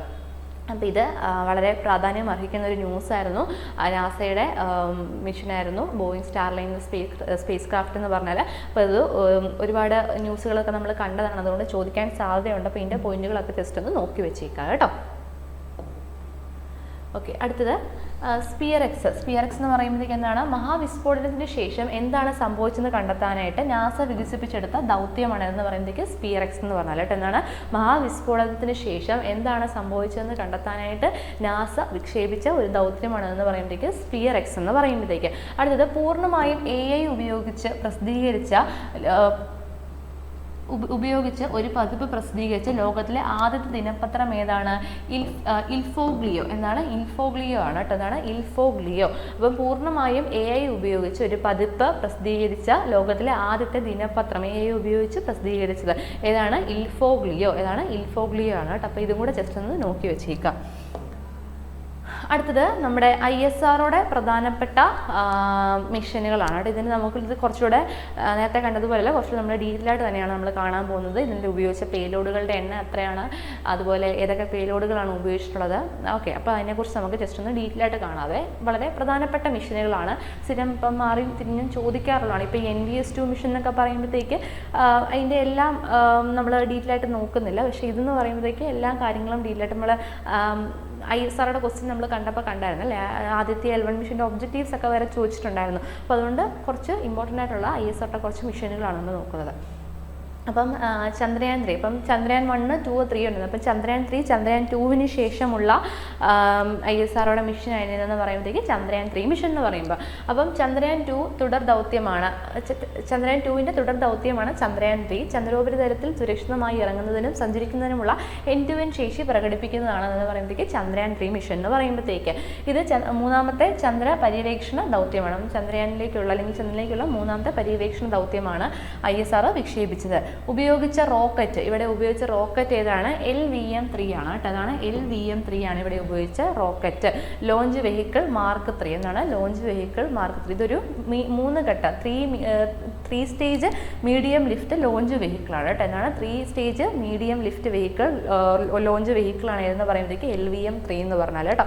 അപ്പം ചന്ദ്രയാൻ 3 മിഷന് വേണ്ടിയിട്ട് ഉപയോഗിച്ച റോക്കറ്റ് ഏതാണ്? LVM-3 ആണ്. LVM-3 ആണ്. ഇത് വിക്ഷേപിച്ചത് എവിടെ നിന്നാണ്? ആന്ധ്രാപ്രദേശിലെ ശ്രീഹരിക്കോട്ടയിലെ സതീഷ് ധവാൻ സ്പേസ് സെന്ററിൽ നിന്നാണ് ഇത് വിക്ഷേപിച്ചിട്ടുള്ളത് കേട്ടോ. അപ്പം ചന്ദ്രയാൻ 3 മിഷൻ എന്ന് പറഞ്ഞാൽ ചന്ദ്രയാൻ 2 മിഷന് ശേഷമുള്ള തുടർ ദൗത്യമാണ് ചന്ദ്രയാൻ 3 മിഷൻ എന്ന് പറയുമ്പോഴത്തേക്ക്. ഇതിൽ ഉപയോഗിച്ച റോക്കറ്റ് എന്ന് പറഞ്ഞ ഏതാണ്? LVM-3 ആണ് ഉപയോഗിച്ച റോക്കറ്റ്. ഇത് വിക്ഷേപിച്ച സ്ഥലം എവിടെയാണ്? ആന്ധ്രാപ്രദേശിലെ ശ്രീഹരിക്കോട്ടയിൽ നിന്നാണ് ഇത് വിക്ഷേപിച്ചത്. അടുത്തത് ഇതിൻ്റെ ചിലവ് എത്രയാണ്? 615 കോടിയും, ഏകദേശം 615 കോടിയാണ് ഈ ഒരു മിഷൻ്റെ ചിലവെന്ന് പറയുന്നത്. ഇതിൻ്റെ പ്രൊജക്ട് ഡയറക്ടർ ആരായിരുന്നു? പളനിവേൽ വീരമുത്തുവേലാണ്. ആരാണ്? പളനിവേൽ വീരമുത്തുവേലാണ് ഈ ഒരു പ്രൊജക്റ്റിൻ്റെ ഡയറക്ടർ ആയിട്ടുള്ളത് കേട്ടോ. അടുത്തത് ചന്ദ്രൻ്റെ ദക്ഷിണ ധ്രുവത്തിനടുത്ത് സോഫ്റ്റ് ലാൻഡിങ് ചെയ്യുന്ന ലോകത്തിലെ ആദ്യത്തെ ദൗത്യമാണ്. എന്താണ്? ചന്ദ്രൻ്റെ ദക്ഷിണ ധ്രുവത്തിനടുത്ത് സോഫ്റ്റ് ലാൻഡിങ് ചെയ്യുന്ന ലോകത്തിലെ ആദ്യത്തെ ദൗത്യമാണ്. നമ്മൾ ആദിത്യ L1 മിഷൻ നമ്മൾ ആ ഒരു ക്വസ്റ്റ്യൻ കണ്ടപ്പോഴത്തേക്ക് അല്ലേ, നമ്മുടെ ആദിത്യ L1 മിഷൻ്റെ ദൗത്യം അല്ലെങ്കിൽ ലക്ഷ്യത്തിനെ കുറിച്ച് നമ്മൾ കണ്ടപ്പോഴത്തേക്ക് അവിടെ കണ്ട ഒരു ടേം ആയിരുന്നു, രണ്ടാമത്തെ സ്റ്റേറ്റ്മെന്റ് ആയിരുന്നു തോന്നുന്നു, സോഫ്റ്റ് ലാൻഡിങ്ങിനെ കുറിച്ച്. അപ്പം സോഫ്റ്റ് ലാൻഡിങ് എവിടെയാണെന്ന് മനസ്സിലായോ? സോഫ്റ്റ് ലാൻഡിങ് എവിടെയാണ്? ചന്ദ്രയാൻ 3 മിഷനുമായിട്ട് ബന്ധപ്പെട്ട ടേമാണ് സോഫ്റ്റ് ലാൻഡിങ് കേട്ടോ. അപ്പോൾ അതൊന്ന് കൃത്യമായിട്ട് നോക്കി വെച്ചേക്കാം. അടുത്തത് ചന്ദ്രയാൻ 3 ദൗത്യത്തിൻ്റെ ലാൻഡർ ഏതാണ്? വിക്രമാണ് കേട്ടോ. എന്താണ്? വിക്രമാണ് ചന്ദ്രയാൻ 3 ദൗത്യത്തിൻ്റെ ലാൻഡർ എന്ന് ഉദ്ദേശിക്കുന്നത്. വിക്രം. അപ്പം എന്താണ്? വിക്രം സാരാഭായ് അല്ലേ, ഇന്ത്യൻ ബഹിരാകാശ പദ്ധതിയുടെ പിതാവ് എന്നറിയപ്പെടുന്ന വ്യക്തിയാണ് വിക്രം സാരാഭായ് അല്ലേ. അതുപോലെ ISROയുടെ സ്ഥാപകനും കൂടിയാണ്. അപ്പം ആ ഒരു അദ്ദേഹത്തിനോടുള്ള ആദര സൂചകമായിട്ടാണ് ചന്ദ്രയാൻ 3 മിഷൻ്റെ ലാൻഡറിന് വിക്രം എന്ന് പേരിട്ടിട്ടുള്ളത് കേട്ടോ.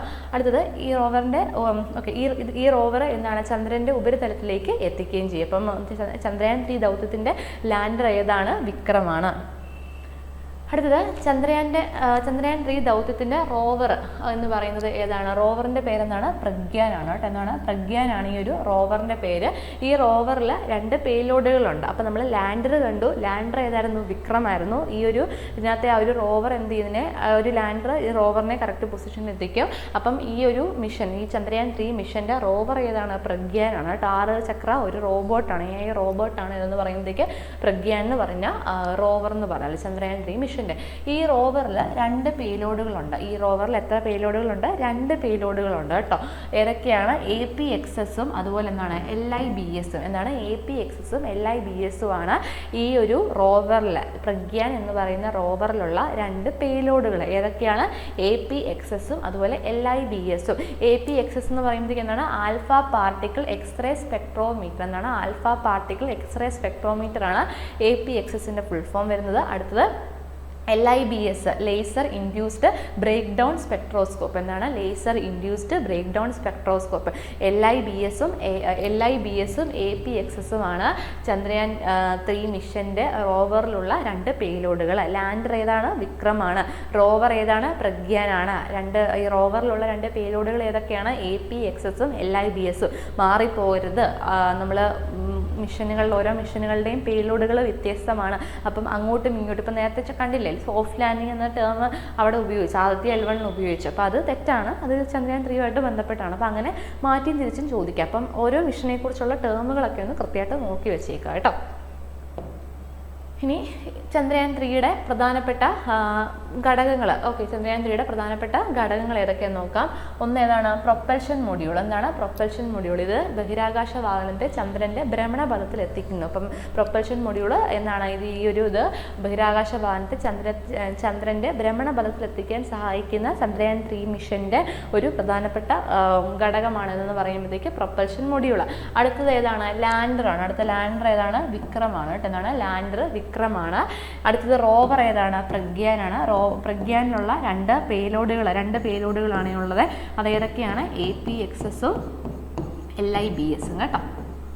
അപ്പം മാറിപ്പോകരുത്, മറന്നു പോകരുത്. ചന്ദ്രയാൻ 3 മിഷനെ കുറിച്ചുള്ള ഒരു ഡീറ്റെയിൽസും മറന്നു പോകരുത്. നമ്മൾ ആദ്യമേ ചന്ദ്രയാൻ 3 മിഷനെ കുറിച്ചാണ് നമ്മൾ കണ്ടത്. നമുക്കൊന്നുകൂടെ പെട്ടെന്ന് ഓടിച്ചുവിട്ട് നോക്കാവേ. ചന്ദ്രയാൻ 3 മിഷൻ, ചന്ദ്രയാൻ 2 മിഷന് ശേഷമുള്ള മിഷനാണ് ചന്ദ്രയാൻ 3 മിഷൻ. LVM-3 ആണ് അവിടെ ഉപയോഗിച്ച റോക്കറ്റ്. വിക്ഷേപിച്ച സ്ഥലം ഏതെപ്പെടുന്നതാണ്? സതീഷ് ധവാൻ സ്പേസ് സെന്റർ ശ്രീഹരിക്കോട്ടയിൽ നിന്നാണ്. 615 കോടിയോളമാണ് ഇതിൻ്റെ ഒരു ചിലവെന്ന് പറയുന്നത്. പളനിവേൽ വീരമുത്തുവേലാണ് ഇതിൻ്റെ പ്രൊജക്ട് ഡയറക്ടർ എന്ന് പറയുമ്പോഴത്തേക്ക്. അതുപോലെ ചന്ദ്രന്റെ ദക്ഷിണ ധ്രുവത്തിനടുത്ത് സോഫ്റ്റ് ലാൻഡിങ് ചെയ്യുന്ന ലോകത്തിലെ ആദ്യത്തെ ദൗത്യമാണ് ഏതെന്ന് പറയുമ്പോഴത്തേക്ക് ചന്ദ്രയാൻ 3 മിഷൻ എന്ന് പറയുമ്പോഴത്തേക്ക്. ഇവിടെ ഉപയോഗിച്ച ലാൻഡർ എന്ന് പറഞ്ഞ ഏതായിരുന്നു? വിക്രമായിരുന്നു. ഉപയോഗിച്ച റോവർ ഏതാണ്? പ്രഗ്യാനാണ്. 6 ചക്ര റോബോട്ടാണ്. ഈ റോവറിൽ എത്ര പേലോഡുകളുണ്ട്? 2 പേലോഡുകളുണ്ട്. APXS-ഉം LIBS-ഉം കേട്ടോ. അടുത്തത് മാർസ് ഓർബിറ്റർ മിഷൻ ബഹിരാകാശ വാഹനം അല്ലെങ്കിൽ മംഗല്യാൻ. ഓക്കെ, എന്താണ് മാർസ് ഓർബിറ്റർ വിഷൻ, MOM എന്ന് പറയും കേട്ടോ. മാർസ് ഓർബിറ്റർ വിഷൻ, MOM എന്ന് കേട്ടാലും മാർസ് ഓർബിറ്റർ മിഷൻ എന്ന് കേട്ടാലും മംഗല്യാൻ എന്ന് കേട്ടാലും എല്ലാം അത് തന്നെയാണ്, സെയിം തന്നെയാണ് കേട്ടോ. അപ്പോൾ മാർസ് ഓർബിറ്റർ മിഷൻ MOM ഇന്ത്യയുടെ തദ്ദേശീയ ചൊവ്വ പര്യവേക്ഷണ ദൗത്യമാണ് കേട്ടോ. ഇന്ത്യയുടെ തദ്ദേശീയ ചൊവ്വ പര്യവേക്ഷണ ദൗത്യമാണ് എന്തെന്ന് പറയുന്നത്, മംഗല്യാൻ എന്ന് പറയുന്നത്. ഇത് വിക്ഷേപിച്ചത് എവിടെ എന്നാണ്? 2013 നവംബർ 5-ലാണ് കേട്ടോ. നവംബർ 5, 2013 എന്ത് മംഗല്യാൻ ഇത് വിക്ഷേപിച്ചിട്ടുള്ളത്. ഇതിന്റെ വിക്ഷേപണ വാഹനം ഏതാണ്? PSLV C-25 ആണ് കേട്ടോ. PSLV C-25 ആണ് ഇവിടെ ഇത് വിക്ഷേപിക്കാൻ ഉപയോഗിച്ച വാഹനം എന്ന് പറയുന്നത്. ഓക്കെ, അടുത്തത് ചൊവ്വ ഭ്രമണപഥത്തിലേക്ക് വിജയകരം. അപ്പം ഇതെല്ലാം ഇവിടെ നമ്മൾ എടുത്തിരിക്കുന്ന പോയിന്റുകളെല്ലാം ഡയറക്റ്റ് വേണമെങ്കിൽ ക്വസ്റ്റ്യൻ ആയിട്ട് അല്ലെങ്കിൽ സ്റ്റേറ്റ്മെൻ്റ് ആയിട്ട് നമ്മളോട് ചോദിക്കാനായിട്ട് ചാൻസുകളുള്ളതാണ് കേട്ടോ. അപ്പം ചൊവ്വ ഭ്രമണപഥത്തിലേക്ക് വിജയകരമായ ഒരു ബഹിരാകാശ വാഹനം അയച്ച 4ാമത്തെ ബഹിരാകാശ ഏജൻസി ആയിട്ട് ISRO മാറി. അപ്പോൾ എന്താണ്? ചൊവ്വ ഭ്രമണപഥത്തിലേക്ക് വിജയകരമായി സക്സസ്ഫുള്ളി മിഷൻ കംപ്ലീറ്റ് ചെയ്തു. എന്താണ്? സക്സസ്ഫുള്ളി മിഷൻ കംപ്ലീറ്റ് ചെയ്തു. അപ്പം സക്സസ്ഫുള്ളി മിഷൻ കംപ്ലീറ്റ് ചെയ്ത ഒരു ബഹിരാകാശ വാഹനം അയച്ച സ്പേസ് ഏജൻസി, 4ാമത്തെ സ്പേസ് ഏജൻസി ആയിട്ട് മാറി ആര്? ISRO. അതുപോലെ ആദ്യ ശ്രമത്തിൽ തന്നെ ഒരു ചൊവ്വ ദൗത്യം വിജയകരമായി പൂർത്തിയാക്കിയ ആദ്യത്തെ രാജ്യമായിരുന്നു എന്ത്? ഇന്ത്യ. അപ്പം ഇത് തമ്മിലുള്ള വ്യത്യാസം മനസ്സിലാക്കണേ. മറ്റ് പല രാജ്യങ്ങളും ഈ ഒരു ചൊവ്വ ദൗത്യത്തിലേക്ക് പല അറ്റംപ്റ്റ് നടത്തിയിട്ടുണ്ടായിരുന്നു. അതിൽ വിജയിച്ച ഏജൻസിയാണെന്ന് പറയുമ്പോൾ ISRO എന്ന് പറയുമ്പോഴത്തേക്ക് അത് എന്താണ്, ബാക്കി 3 രാജ്യങ്ങളിൽ എന്തായിരുന്നു? മിഷൻ ഫെയിലിയർ ആയിരുന്നു. അപ്പം അത് സക്സസ്ഫുള്ളി കംപ്ലീറ്റ് ചെയ്ത രാജ്യമാണ് ഇന്ത്യ. അപ്പോൾ അതാണ് അതിൻ്റെ വ്യത്യാസം കേട്ടോ, മാറിപ്പോവല്ലേ. അടുത്ത ചൊവ്വ ദൗത്യം വിജയകരമായി പൂർത്തിയാക്കിയ ആദ്യ ഏഷ്യൻ രാജ്യമായി തന്നെയാണ് ഇന്ത്യ തന്നെയാണ് കേട്ടോ. അപ്പോൾ അതും കൃത്യമായിട്ട് മനസ്സിലാക്കിക്കൊള്ളുക. മംഗല്യാൻ വിക്ഷേപണ സമയത്തെ ISRO ചെയർമാൻ ആരായിരുന്നു? K. രാധാകൃഷ്ണനായിരുന്നു. അടുത്തത് മംഗല്യാൻ മിഷന്റെ പ്രോജക്റ്റ് ഡയറക്ടർ അല്ലെങ്കിൽ പ്രോഗ്രാം ഡയറക്ടർ ആരായിരുന്നു? S. ആരുടൻ ആയിരുന്നു കേട്ടോ. അപ്പം ഈ ഒരു വിക്ഷേപണ സമയത്ത് മംഗല്യാൻ വിക്ഷേപണ സമയത്തെ ISROയുടെ ചെയർമാൻ ആരായിരുന്നു? K. രാധാകൃഷ്ണനായിരുന്നു. മംഗല്യാന്റെ പ്രോഗ്രാം ഡയറക്ടർ ആരായിരുന്നു? S. ആരുടൻ ആയിരുന്നു കേട്ടോ. അപ്പം പോയിന്റുകളൊന്നും മറന്നു പോകരുത്. അടുത്തത് MOM വഹിക്കുന്ന ശാസ്ത്രീയ പേലോഡുകളുടെ എണ്ണം. മംഗല്യാന്റെ പേലോഡുകളുടെ എണ്ണം എത്രയാണ്? 5 ചന്ദ്രയാൻ 2ന്റെ റോവർ പ്രഗ്യാനിലുള്ള പേലോഡുകളുടെ എണ്ണം എത്രയാണ്? 2 ഇവിടെ എത്രയാണ്? 5 ആദിത്യ മിഷൻ വരുമ്പോഴത്തേക്ക് അത് 7 മാറിപ്പോരുത്. അപ്പം ഇതിന്റെ ലക്ഷ്യം എന്താണ്? ചൊവ്വയുടെ ഉപരിതല സവിശേഷതകൾ, രൂപഘടന, ധാതുശാസ്ത്രം, ചൊവ്വയുടെ അന്തരീക്ഷം എന്നിവ പഠിക്കുകയാണ് ഈ ഒരു എന്താണ് മംഗല്യാൻ മിഷന്റെ ലക്ഷ്യം എന്ന് പറയുന്നത്. അപ്പോൾ എന്തൊക്കെയാണ്? ചൊവ്വയുടെ ഉപരിതല സവിശേഷതകൾ, അതിൻ്റെ രൂപഘടന, ധാതുശാസ്ത്രം, അതുപോലെ ചൊവ്വയുടെ അന്തരീക്ഷം എന്നിവ പഠിക്കുക എന്നുള്ളതാണ് ഈ ഒരു മിഷന്റെ ലക്ഷ്യം എന്ന് പറഞ്ഞാൽ. അപ്പോൾ നമ്മൾ ഓൾറെഡി പറഞ്ഞായിരുന്നല്ലോ, ഇവിടെ എത്ര പേലോഡുകളാണ് ഉപയോഗിക്കുന്നത്? 5 പേലോഡുകളാണ് ഉപയോഗിക്കുന്നത്. അപ്പോൾ 5 പേലോഡുകളുടെ പേരുകൾ മാത്രം നമുക്കൊന്ന് നോക്കാം അല്ലേ. MCCC എന്താണ്? MCC എന്താണ്? ഒരു സി ഞാൻ എക്സ്ട്രാ പറഞ്ഞു, സോറി. MCC എന്താണ്? Mars colour camera. എന്താണ്? Mars colour camera. അടുത്തത് thermal infrared imaging spectrometer, TIS. എന്താണ്? Thermal infrared imaging spectrometer, TIS.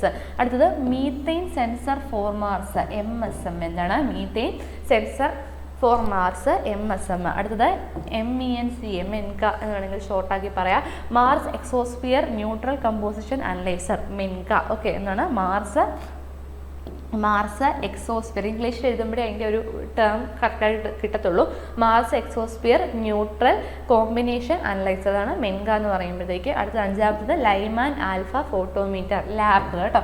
അപ്പം MCC, TIS, MSM, MENCA, lap എന്നിവയാണ് 5 പേലോഡുകൾ, മംഗല്യാൻ മിഷന്റെ 5 പേലോഡുകൾ. അടുത്തത് എക്സ്പോസാറ്റ് കേട്ടോ. എന്താണ്? എക്സ്പോസാറ്റും പ്രധാനപ്പെട്ട ഒരു മിഷനാണ്. നമ്മൾ ഓൾറെഡി ഓപ്ഷനകത്ത് കണ്ടൊരു ഇതാണല്ലോ എക്സ്പോസാറ്റ്. എക്സ്പോസാറ്റിൻ്റെ വിക്ഷേപണ തീയതി എന്നാണ്? 2024 ജനുവരി 1 കേട്ടോ. 2024 ജനുവരി 1 ഈ ഒരു എക്സ്പോസാറ്റ് മിഷൻ വിക്ഷേപിക്കുന്ന തീയതി. വിക്ഷേപണ വാഹനം ഏതാണ്? PSLV C-58 കേട്ടോ. PSLV C-58 ഉപയോഗിച്ച വിക്ഷേപണ വാഹനം എന്ന് പറയുന്നത്. ലക്ഷ്യം എന്താണ്? തീവ്രമായ സാഹചര്യങ്ങളിൽ ശോഭയുടെ ജ്യോതിശാസ്ത്ര എക്സ്റേ സ്രോതസ്സുകളുടെ വിവിധ ചലനാത്മകത പഠിക്കുക. അതായത് എക്സ്റേ ഇതിൻ്റെ ഒരു മൂവ്മെൻറ്റ് അല്ലെങ്കിൽ അതിൻ്റെ മോഷൻ കാര്യങ്ങളൊക്കെ പഠിക്കുക എന്നുള്ളതാണ് ഇതിൻ്റെ ലക്ഷ്യം എന്ന് പറയുന്നത്. അപ്പം എക്സ്പോസാറ്റ് എന്താണ്? എക്സ്റേ പൊളാരിമീറ്റർ സാറ്റലൈറ്റ്, അതാണ് അതിൻ്റെ full form X ray polarimeter PO satellite SAT സാറ്റലൈറ്റിൻ്റെ SAT എക്സ്റേ പൊളാരിമീറ്റർ സാറ്റലൈറ്റ് എന്നാണ് എക്സ്റേ പൊളാരിമീറ്റർ സാറ്റലൈറ്റ്. ഇന്ത്യയുടെ ഒന്നാമത്തതും അതുപോലെ ലോകത്തിലെ ആദ്യത്തെയും പൊളാരിമീറ്റർ ദൗത്യമാണ്. എന്നാണ് ഇന്ത്യയുടെ ഒന്നാമത്തെയാണ്, എന്നാൽ ലോകത്തിലെ ഇന്ത്യയുടെ ഒന്നാമത്തെയും ലോകത്തിലെ രണ്ടാമത്തെയുമാണ് കേട്ടോ. ഇവിടെ ആദ്യത്തെ എന്നാണ് എഴുതിയത്, സോറി രണ്ടാമത്തതാണ് കേട്ടോ, രണ്ടാമത്തതാണ് സോറി. ഇന്ത്യയുടെ ആദ്യത്തെയും ലോകത്തിലെ രണ്ടാമത്തെയും പൊളാരിമീറ്റർ ദൗത്യമാണ് കേട്ടോ, മാറിപ്പോയതാണ്, രണ്ടാമത്തെയാണ്, ആദ്യത്തല്ല സെക്കൻഡ് കേട്ടോ. ലോകത്തിലെ രണ്ടാമത്തെയും ഇന്ത്യയുടെ ആദ്യത്തെയും പൊളാരിമീറ്റർ ദൗത്യമാണ് എക്സ്പോസാറ്റ് മിഷൻ എന്ന് പറഞ്ഞാൽ കേട്ടോ. അടുത്തത് ഓർബിറ്റ് തരം ഏതാണ്? താഴ്ന്ന ചെരിവുള്ള വൃത്താകൃതിയുള്ള ഭ്രമണപഥമാണ് ഇതിൻ്റെ ഓർബിറ്റ് തരം എന്ന് പറഞ്ഞാൽ. ഇതിൻ്റെ ആപ്ലിക്കേഷൻ എന്താണ്? എക്സ്റേ ആസ്ട്രോണമിയാണ് കേട്ടോ, എക്സ്റേ ആസ്ട്രോണമിയാണ് ഇതിൻ്റെ ആപ്ലിക്കേഷൻ എന്ന് പറഞ്ഞാൽ കേട്ടോ. എന്താണ്? എക്സ്റേ ആസ്ട്രോണമിയാണ് ഇതിൻ്റെ ആപ്ലിക്കേഷൻ എന്ന് പറഞ്ഞാൽ. അപ്പം ഇവിടെ ഉപയോഗിച്ചിട്ടുള്ള എത്ര പേലോഡുകളുണ്ട്? 2 പേലോഡുകളാണ് കേട്ടോ. എത്ര പേലോഡുകളാണ് ഈ ഒരു എക്സ്പോസാറ്റ് മിഷന് ഉപയോഗിച്ചിട്ടുള്ള പേലോഡുകൾ? 2 പേലോഡുകളാണ്. പോളിക്സും എക്സസ്പെക്റ്റും കേട്ടോ. എന്താണ്? പോളിക്സും എക്സസ്പെക്റ്റും. അപ്പം POLIX polarimeter instrument in x-rays, അപ്പം അതൊരു പേലോഡാണ്. അടുത്ത payload XSPECT x-ray spectroscopy and timing. അപ്പം 2 പേലോഡുകളാണ് ഈ ഒരു മിഷൻ ഉള്ളത് കേട്ടോ. അപ്പം അത്രയും ഓർത്ത് വെക്കുക. അടുത്തത് ഏറ്റവും പ്രധാനപ്പെട്ട മറ്റൊരു മിഷനാണ് ആദിത്യ L1 മിഷൻ കേട്ടോ. എന്താണ്? Aditya L1 mission. അപ്പം സൂര്യൻ്റെ രഹസ്യങ്ങൾ അനാവരണം ചെയ്യുന്നതിനുള്ള ആദ്യത്തെ ഇന്ത്യൻ ബഹിരാകാശ അധിഷ്ഠിത ഒബ്സർവേറ്ററി ക്ലാസ് ഒരു ദൗത്യമാണ് എന്ന് പറയുമ്പോഴത്തേക്ക് ആദിത്യ L1 എന്ന് പറയുമ്പോഴത്തേക്ക്. അപ്പം സൂര്യനെക്കുറിച്ചുള്ള കാര്യങ്ങൾ, അതിൻ്റെ ഔട്ടർ സ്പിയർ, അതായത് കൊറോണ ക്രോമോസ്പിയർ ഒക്കെ പഠിക്കുന്നതിന് വേണ്ടിയിട്ടുള്ള ഇന്ത്യയുടെ ആദ്യത്തെ ദൗത്യമാണ് എന്ന് പറയുമ്പോഴത്തേക്ക് ആദിത്യ L1 മിഷൻ. അത് ഓർത്ത് വെക്കുക. ഇതിൻ്റെ വിക്ഷേപണ തീയതി എന്നായിരുന്നു? സെപ്റ്റംബർ 2, 2023 കേട്ടോ. സെപ്റ്റംബർ 2, 2023 ആയിരുന്നു ഇതിൻ്റെ വിക്ഷേപണ തീയതി എന്ന് പറയുന്നത്. ഇത് വിക്ഷേപിക്കുന്ന വാഹനം ഏതാണ്? PSLV C57 ആണ് കേട്ടോ. അപ്പം നമ്മൾ PSLV C57 കണ്ടു, 58 കണ്ടു, 60 കണ്ടു. അങ്ങോട്ടും ഇങ്ങോട്ടും ഇതിൻ്റെ വിക്ഷേപിക്കാൻ ഉപയോഗിച്ച വാഹനങ്ങളുടെ പേര് അങ്ങോട്ടും ഇങ്ങോട്ടും മാറിപ്പോകരുത്. ആദിത്യ L1 മിഷന് വേണ്ടിയിട്ട് ഉപയോഗിച്ച വിക്ഷേപണ വാഹനം ഏതാണ്? PSLV C57 ആണ് കേട്ടോ. കൃത്യമായിട്ട് ഓർത്ത് വെക്കാം. അടുത്തത് ഇതിൻ്റെ ഭ്രമണപഥം ഏതാണ്? ലൂണാർ ടൈപ്പാണ് ഇതിൻ്റെ ഭ്രമണപഥം എന്ന് പറയുന്നത്. ഇതിൻ്റെ ആപ്ലിക്കേഷൻ എന്താണ്? പ്ലാനറ്ററി ഒബ്സർവേഷൻ ആണ് കേട്ടോ. പ്ലാനറ്ററി ഒബ്സർവേഷൻ ആണ് ഇതിൻ്റെ ആപ്ലിക്കേഷൻ ടൈപ്പ് എന്ന് പറഞ്ഞത്. ഈ ഒരു ആദിത്യ L1 വികസിപ്പിച്ചെടുത്തതും അത് രൂപകൽപ്പന ചെയ്തതും എല്ലാം ആര് തന്നെയാണ്? ISRO തന്നെയാണ് കേട്ടോ. ISRO തന്നെയാണ് ഇതിൻ്റെ ആ ഒരു രൂപകൽപ്പനയും നിർമ്മാണമൊക്കെ നടത്തിയത്. അതുപോലെ ഇതിനകത്ത് ഉപയോഗിച്ച റോക്കറ്റ് എന്ന് പറയുന്നത് നമ്മൾ ഓൾറെഡി കണ്ടായിരുന്നു. PSLV C57 ആണ് വിക്ഷേപിക്കാൻ ഉപയോഗിച്ച വാഹനം എന്ന് പറഞ്ഞത്. വിക്ഷേപിച്ച സ്ഥലം എവിടെ നിന്ന് തന്നെയാണ്? ആന്ധ്രാപ്രദേശിലെ ശ്രീഹരിക്കോട്ടയിലെ സതീഷ് ധവാൻ സ്പേസ് സെന്ററിൽ നിന്നാണ് ഇത് വിക്ഷേപിച്ചത്. ഇതിൻ്റെ ദൗത്യ ദൈർഘ്യം എന്ന് പറഞ്ഞാൽ എത്രയാണ്? ഏകദേശം 5.2 വർഷമാണ് കേട്ടോ. 5.2 വർഷമാണ് ഇതിൻ്റെ ദൗത്യ ദൈർഘ്യം എന്ന് പറഞ്ഞാൽ. ഇത് കണ്ടോ, നമ്മുടെ ഒരു ചോദ്യമായിരുന്നു. 1.5 ദശലക്ഷം കിലോമീറ്റർ ആണ് ഒരു ഡിസ്റ്റൻസ് ട്രാവൽ ചെയ്യുന്നത്. അതായത് L1 ലഗ്രാഞ്ചിയ പോയിന്റിലെ ഭൂമിയുമായിട്ട് എത്ര ഡിസ്റ്റൻസ് ആണുള്ളത്? 1.5 ദശലക്ഷം കിലോമീറ്റർ, 1.5 മില്യൺ കിലോമീറ്റർ ആണ് ഡിസ്റ്റൻസ് വരുന്നത്. സൂര്യൻ ഭൂമി, അപ്പം ആ ലഗ്രാഞ്ചിയ പോയിന്റ് നമ്മൾ ഓൾറെഡി ഡിസ്ക്രൈബ് ചെയ്തിട്ടുണ്ടായിരുന്നു. അതിൻ്റെ ഒരു ഇക്ലിബ്രിയം സ്റ്റേറ്റ്, ആ ഒരു ഇക്ലിബ്രിയം പൊസിഷനിൽ വരുന്ന പോയിന്റുകളെ നമ്മൾ ഇന്ന് വിളിക്കുന്നത് ആ ലഗ്രാഞ്ചിയ പോയിന്റ്. ഇവിടെ സൂര്യൻ്റെയും ഭൂമിയുടെയും കാര്യമാണ് പറയുന്നത്, അതുകൊണ്ടാണ് ആ ഒരു സൂര്യൻ്റെയും ഭൂമിയുടെയും വെച്ചിട്ട് പറഞ്ഞിരിക്കുന്നത്. അങ്ങനെ 5 ലഗ്രാഞ്ചിയ പോയിന്റുകളാണുള്ളത്. ഇതിൽ ആദ്യത്തെ L1 പേടകം സ്ഥാപിക്കുന്നത് എവിടെയാണ്? ഏത് ലഗ്രാഞ്ചിയ പോയിന്റ് ആണ്? L1 ലഗ്രാഞ്ചിയ പോയിന്റിലാണ് കേട്ടോ. അത് എത്ര ഡിസ്റ്റൻസ് ഉണ്ട്? 1.5 മില്യൺ കിലോമീറ്റർ ദൂരമാണുള്ളത്. അടുത്തത് ഇതിൻ്റെ പേലോഡുകൾ. ഇതിൻ്റെ എത്ര പേലോഡുകളാണ് ഇതിൻ്റെ ഉള്ളത്? 7 പേലോഡുകളാണ് കേട്ടോ ഉള്ളത്. 7 പേലോഡുകളാണുള്ളത്. ഇത് വളരെ പ്രധാനപ്പെട്ടതാണ്. ഇതിനകത്ത് ഓരോ പേലോഡുകളുടെയും ഫുൾ നെയിം ഒന്ന് ഓർത്ത് വെച്ചേക്കുക. പിന്നെ ഇത് എവിടെയാണ് വികസിപ്പിച്ചെടുത്തതെന്നും ഇൻക്ലൂഡ് ചെയ്തിട്ടുണ്ട് കേട്ടോ. അപ്പം ആദിത്യ L1 മിഷന് വേണ്ടിയിട്ട് ഉപയോഗിച്ച പേലോഡുകളുടെ എണ്ണം എന്ന് പറയുന്നത് 7 എണ്ണമാണ്. ഒന്നാമത്തത് VELC visible emission line coronagraph എന്നാണ്. വിസിബിൾ എമിഷൻ ലൈൻ കൊറോണോഗ്രാഫ്, അതാണ് VELC. ഓരോ പേലോഡുകൾക്കും ഓരോരോ ദൗത്യങ്ങളുണ്ട് കേട്ടോ. ഓരോ പേലോഡുകൾക്കും ഓരോരോ ദൗത്യങ്ങളുണ്ട്. അപ്പം പേലോഡുകളുടെ ദൗത്യങ്ങളൊന്നും ഇതുവരെയായിട്ടും ചോദിച്ചിട്ടില്ല, എന്നാലും ജസ്റ്റ് ആഡ് ചെയ്തതുകൊണ്ട് ഡീറ്റെയിൽഡ് ആയിട്ടൊന്ന് അറിഞ്ഞു വെച്ചേക്കുക കേട്ടോ. അപ്പം VELC visible emission line coronagraph ആണ്.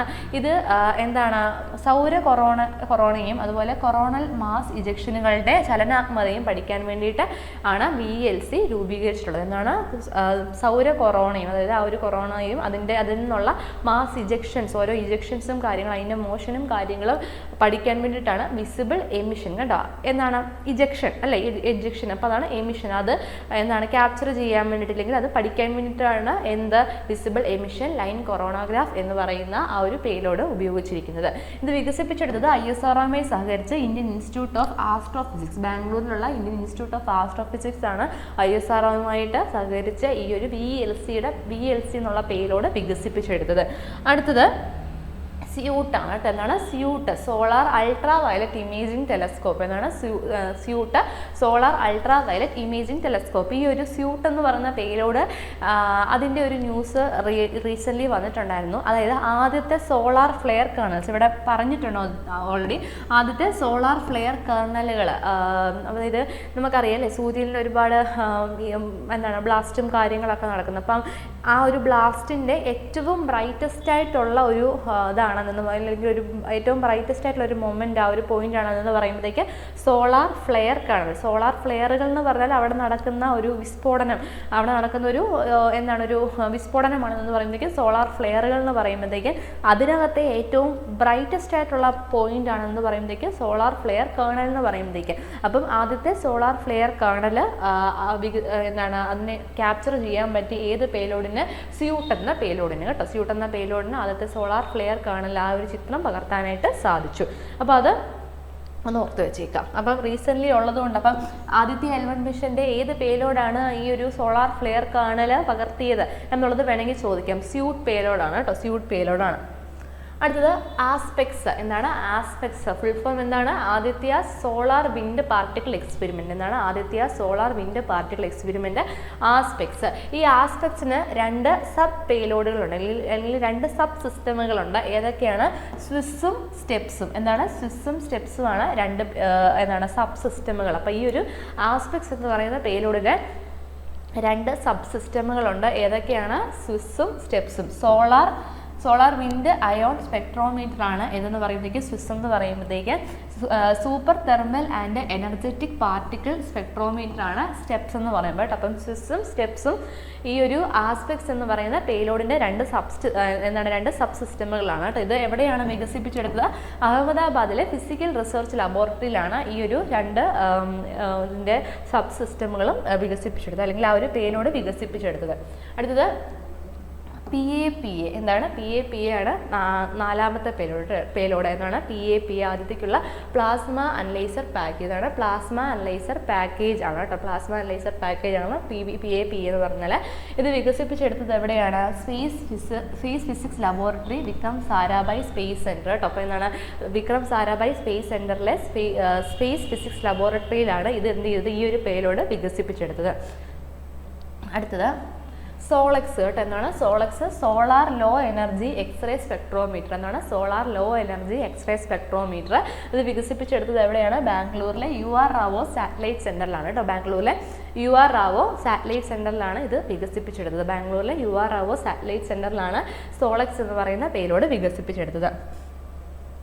അടുത്തത് HEL-1OS. എന്താണ് HEL-1OS? High energy L1 orbiting. L1 Lagrange point കേട്ടോ. L1 ആ ഒരു പോയിന്റിൽ ഓർബിറ്റിംഗ് എക്സ്റേ സ്പെക്ട്രോമീറ്റർ. എന്താണ് high energy L1 orbiting x-ray spectrometer എന്നുള്ളതാണ് അതിൻ്റെ ഫുൾ ഫോം. ഇതും വികസിപ്പിച്ചെടുത്തത് എവിടെ തന്നെയാണ്? ബാംഗ്ലൂരിലുള്ള UR റാവോ സാറ്റലൈറ്റ് സെൻറ്ററിലാണ് കേട്ടോ. ബാംഗ്ലൂരിലുള്ള UR റാവോ സാറ്റലൈറ്റ് സെൻറ്ററിലാണ്. അടുത്തത് മാഗ്നെറ്റോമീറ്റർ. എന്നാണ് മാഗ്നെറ്റോമീറ്റർ. ഇത് എവിടെയാണ് വികസിപ്പിച്ചെടുത്തത്? Laboratory for electro optic system, ബാംഗ്ലൂരിലുള്ള laboratory for electro optic സിസ്റ്റംസിലാണ് ഇത് വികസിപ്പിച്ചെടുത്തത്. മാഗ്നെറ്റോമീറ്റർ, കേട്ടോ, MAG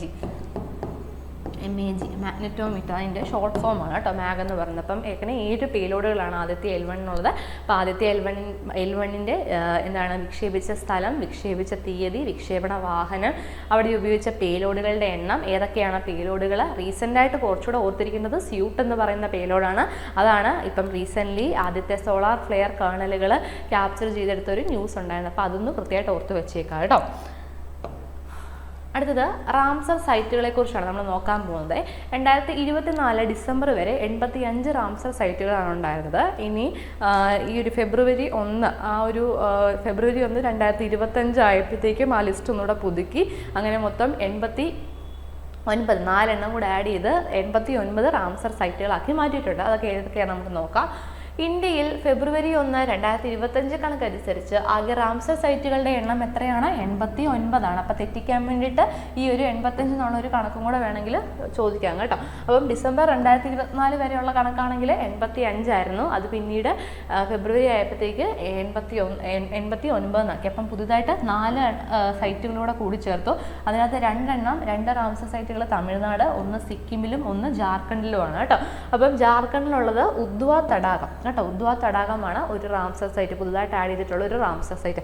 അപ്പം 3 റാംസർ സൈറ്റുകൾ പുതുതായിട്ട് ആഡ് ചെയ്ത 3 റാംസർ സൈറ്റുകളും ചോദിക്കും, പഴയ ഏതെങ്കിലും ഒരു റാംസർ സൈറ്റ് ചോദിക്കും. അപ്പം ഇതിനകത്ത് പുതുതായിട്ട് ആഡ് ചെയ്യാത്ത അല്ലെങ്കിൽ പുതിയ ലിസ്റ്റ് അല്ലെങ്കിൽ പുതുതായിട്ട് ആഡ് ചെയ്യാത്ത ഏതാണ് റാംസർ സൈറ്റ് ഏതാണ്, അല്ലെങ്കിൽ 3 എണ്ണം പഴയ തന്നിട്ട് ഒരെണ്ണം പുതിയത് ചോദിക്കും, ഇതിനകത്ത് പുതുതായിട്ട് ആഡ് ചെയ്തിട്ടുള്ള റാംസർ സൈറ്റ് ഏതാണ്, അങ്ങനെയും വേണമെങ്കിൽ ചോദിക്കാം. അടുത്തത് സിക്കിമിലുള്ളത് ഗേർചേച്ചാൽക്കരി തണ്ണീർത്തടം. എന്താണ് ഗേർചേച്ചാൽക്കരി തണ്ണീർത്തടമാണ് സിക്കിമിലുള്ളത്. അടുത്തത് സക്കരക്കോട്ട പക്ഷി സങ്കേതം. എന്താണ് സക്കരക്കോട്ട പക്ഷി സങ്കേതം? തമിഴ്നാട്ടിലെ സക്കരക്കോട്ട പക്ഷി സങ്കേതമാണ് അടുത്ത റാംസർ സൈറ്റ്. അടുത്തത് തേർത്തങ്കൽ പക്ഷി സങ്കേതം. അപ്പം 2 പക്ഷി സങ്കേതവും തമിഴ്നാടാണ്. ഒന്ന് സക്കരക്കോട്ട പക്ഷി സങ്കേതം, രണ്ടാമത്തത് തേർത്തങ്കൽ പക്ഷി സങ്കേതം കേട്ടോ. അപ്പോൾ അങ്ങനെ 4 പുതിയ റാംസർ സൈറ്റുകളാണ് പുതുതായിട്ട് ആഡ് ചെയ്തിട്ടുള്ളത്. 89 റാംസർ സൈറ്റുകളാണ് ഇപ്പം നിലവിലുള്ളത് കേട്ടോ. അപ്പോൾ ആ കാര്യം കൂടെ കൃത്യമായിട്ടൊന്ന് ഓർത്ത് വെച്ചേക്കാം. ഓക്കെ, അപ്പോൾ നമ്മൾ സയൻസ് ആൻഡ് ടെക്നോളജിയുടെ നമ്മൾ പ്രധാനപ്പെട്ട കുറച്ച് പ്രീവിയസ് ഇയറിൽ ചോദിച്ചിട്ടുള്ള പല ക്വസ്റ്റ്യൻസുകൾ നമ്മൾ കണ്ടു. നമ്മൾ പല മൊഡ്യൂളുകളായിട്ട് തിരിച്ച് ഏതൊക്കെ മൊഡ്യൂളാണ് നിങ്ങൾ കൃത്യമായിട്ട് നോക്കിക്കൊണ്ട് പോകേണ്ടത്, ആ മൊഡ്യൂളുകൾ ഏതൊക്കെ ഭാഗമാണ് ഇപ്പോൾ റിപ്പീറ്റഡായിട്ട് ചോദിക്കുന്നതെന്ന് നമ്മൾ കണ്ടു. പിന്നെ ഇങ്ങനെ നമ്മൾ എന്താണ് ISROടെയൊക്കെ എപ്പോഴും പ്രധാനപ്പെട്ടതാണ്. ഇപ്പം റിപ്പീറ്റഡായിട്ട് ചോദിക്കുന്നതിനേക്കാളും ചിലപ്പോൾ വിപരീതമായിട്ടായിരിക്കും ക്വസ്റ്റ്യൻ പേപ്പറിൽ ചോദിക്കുന്നത്. അപ്പോൾ നമുക്കൊന്നും പ്രൊഡിക്റ്റ് ചെയ്യാൻ പറ്റത്തില്ല. എന്നിരുന്നാൽ പോലും പ്രീവിയസ് ഇയറിൽ ചോദിച്ചിട്ടുള്ള കുറച്ച് ക്വസ്റ്റ്യൻസുകളാണ് നമ്മൾ കണ്ടത്. ഏത് ഭാഗമാണ് ഇമ്പോർട്ടൻ്റ് ആയിട്ട് പഠിക്കേണ്ടത്, ഏത് മൊഡ്യൂളാണ് കൃത്യമായിട്ട് ഇമ്പോർട്ടൻ്റ് ആയിട്ട് പഠിക്കേണ്ടത് എന്നുള്ളത് കൃത്യമായിട്ട് കണ്ടു. നമ്മൾ ആ ക്വസ്റ്റ്യൻസ് കണ്ട് അനലൈസ് ചെയ്ത രീതിയിൽ ഒന്നുകൂടെ റിവൈസ് ചെയ്യുക. 5 മാർക്കാണ്. ഓക്കെ, നെഗറ്റീവ് ഒന്നും ആയി പോകരുത്. ഒന്നാമത്തെ മൊഡ്യൂളിലൊക്കെ പറഞ്ഞ പോലെ 1ാമത്തെ മൊഡ്യൂളും 3ാമത്തെ മൊഡ്യൂളിലും ഒക്കെ തെറ്റിക്കാനുള്ള രീതിയിൽ അല്ലേ, ഫിഷൻ ഫ്യൂഷൻ ആ രീതിയിലൊക്കെയുള്ള ക്വസ്റ്റ്യൻസ് ഒക്കെ വേണമെങ്കിൽ ചോദിക്കാം. അപ്പം കൺഫ്യൂഷൻ ആണെങ്കിൽ വിട്ടേക്കുക, ബബിൾ ചെയ്ത് വെറുതെ തെറ്റിച്ച് കളയരുത്. മാക്സിമം അറ്റൻഡ് ചെയ്യാനായിട്ട് നോക്കുക. ഓക്കെ, അറ്റൻഡ് ചെയ്യാനായിട്ട് നോക്കുക. കാരണം ഓരോ മാർക്ക് മാറുമ്പോഴത്തേക്കാണല്ലോ നമുക്ക് ഒരു റാങ്ക് നഷ്ടമാകുന്നത്. അപ്പോൾ അത് പ്രിലിംസ് എന്നൊരു കടമ്പ കടക്കാനായിട്ടുള്ള ഒരു മാർക്കിലേക്ക് എല്ലാവരും എത്തുക. അപ്പോൾ എല്ലാവർക്കും ഓൾ ദ വെരി ബെസ്റ്റ്. എല്ലാവരും നന്നായിട്ട് എഴുതുക കേട്ടോ. Thank you.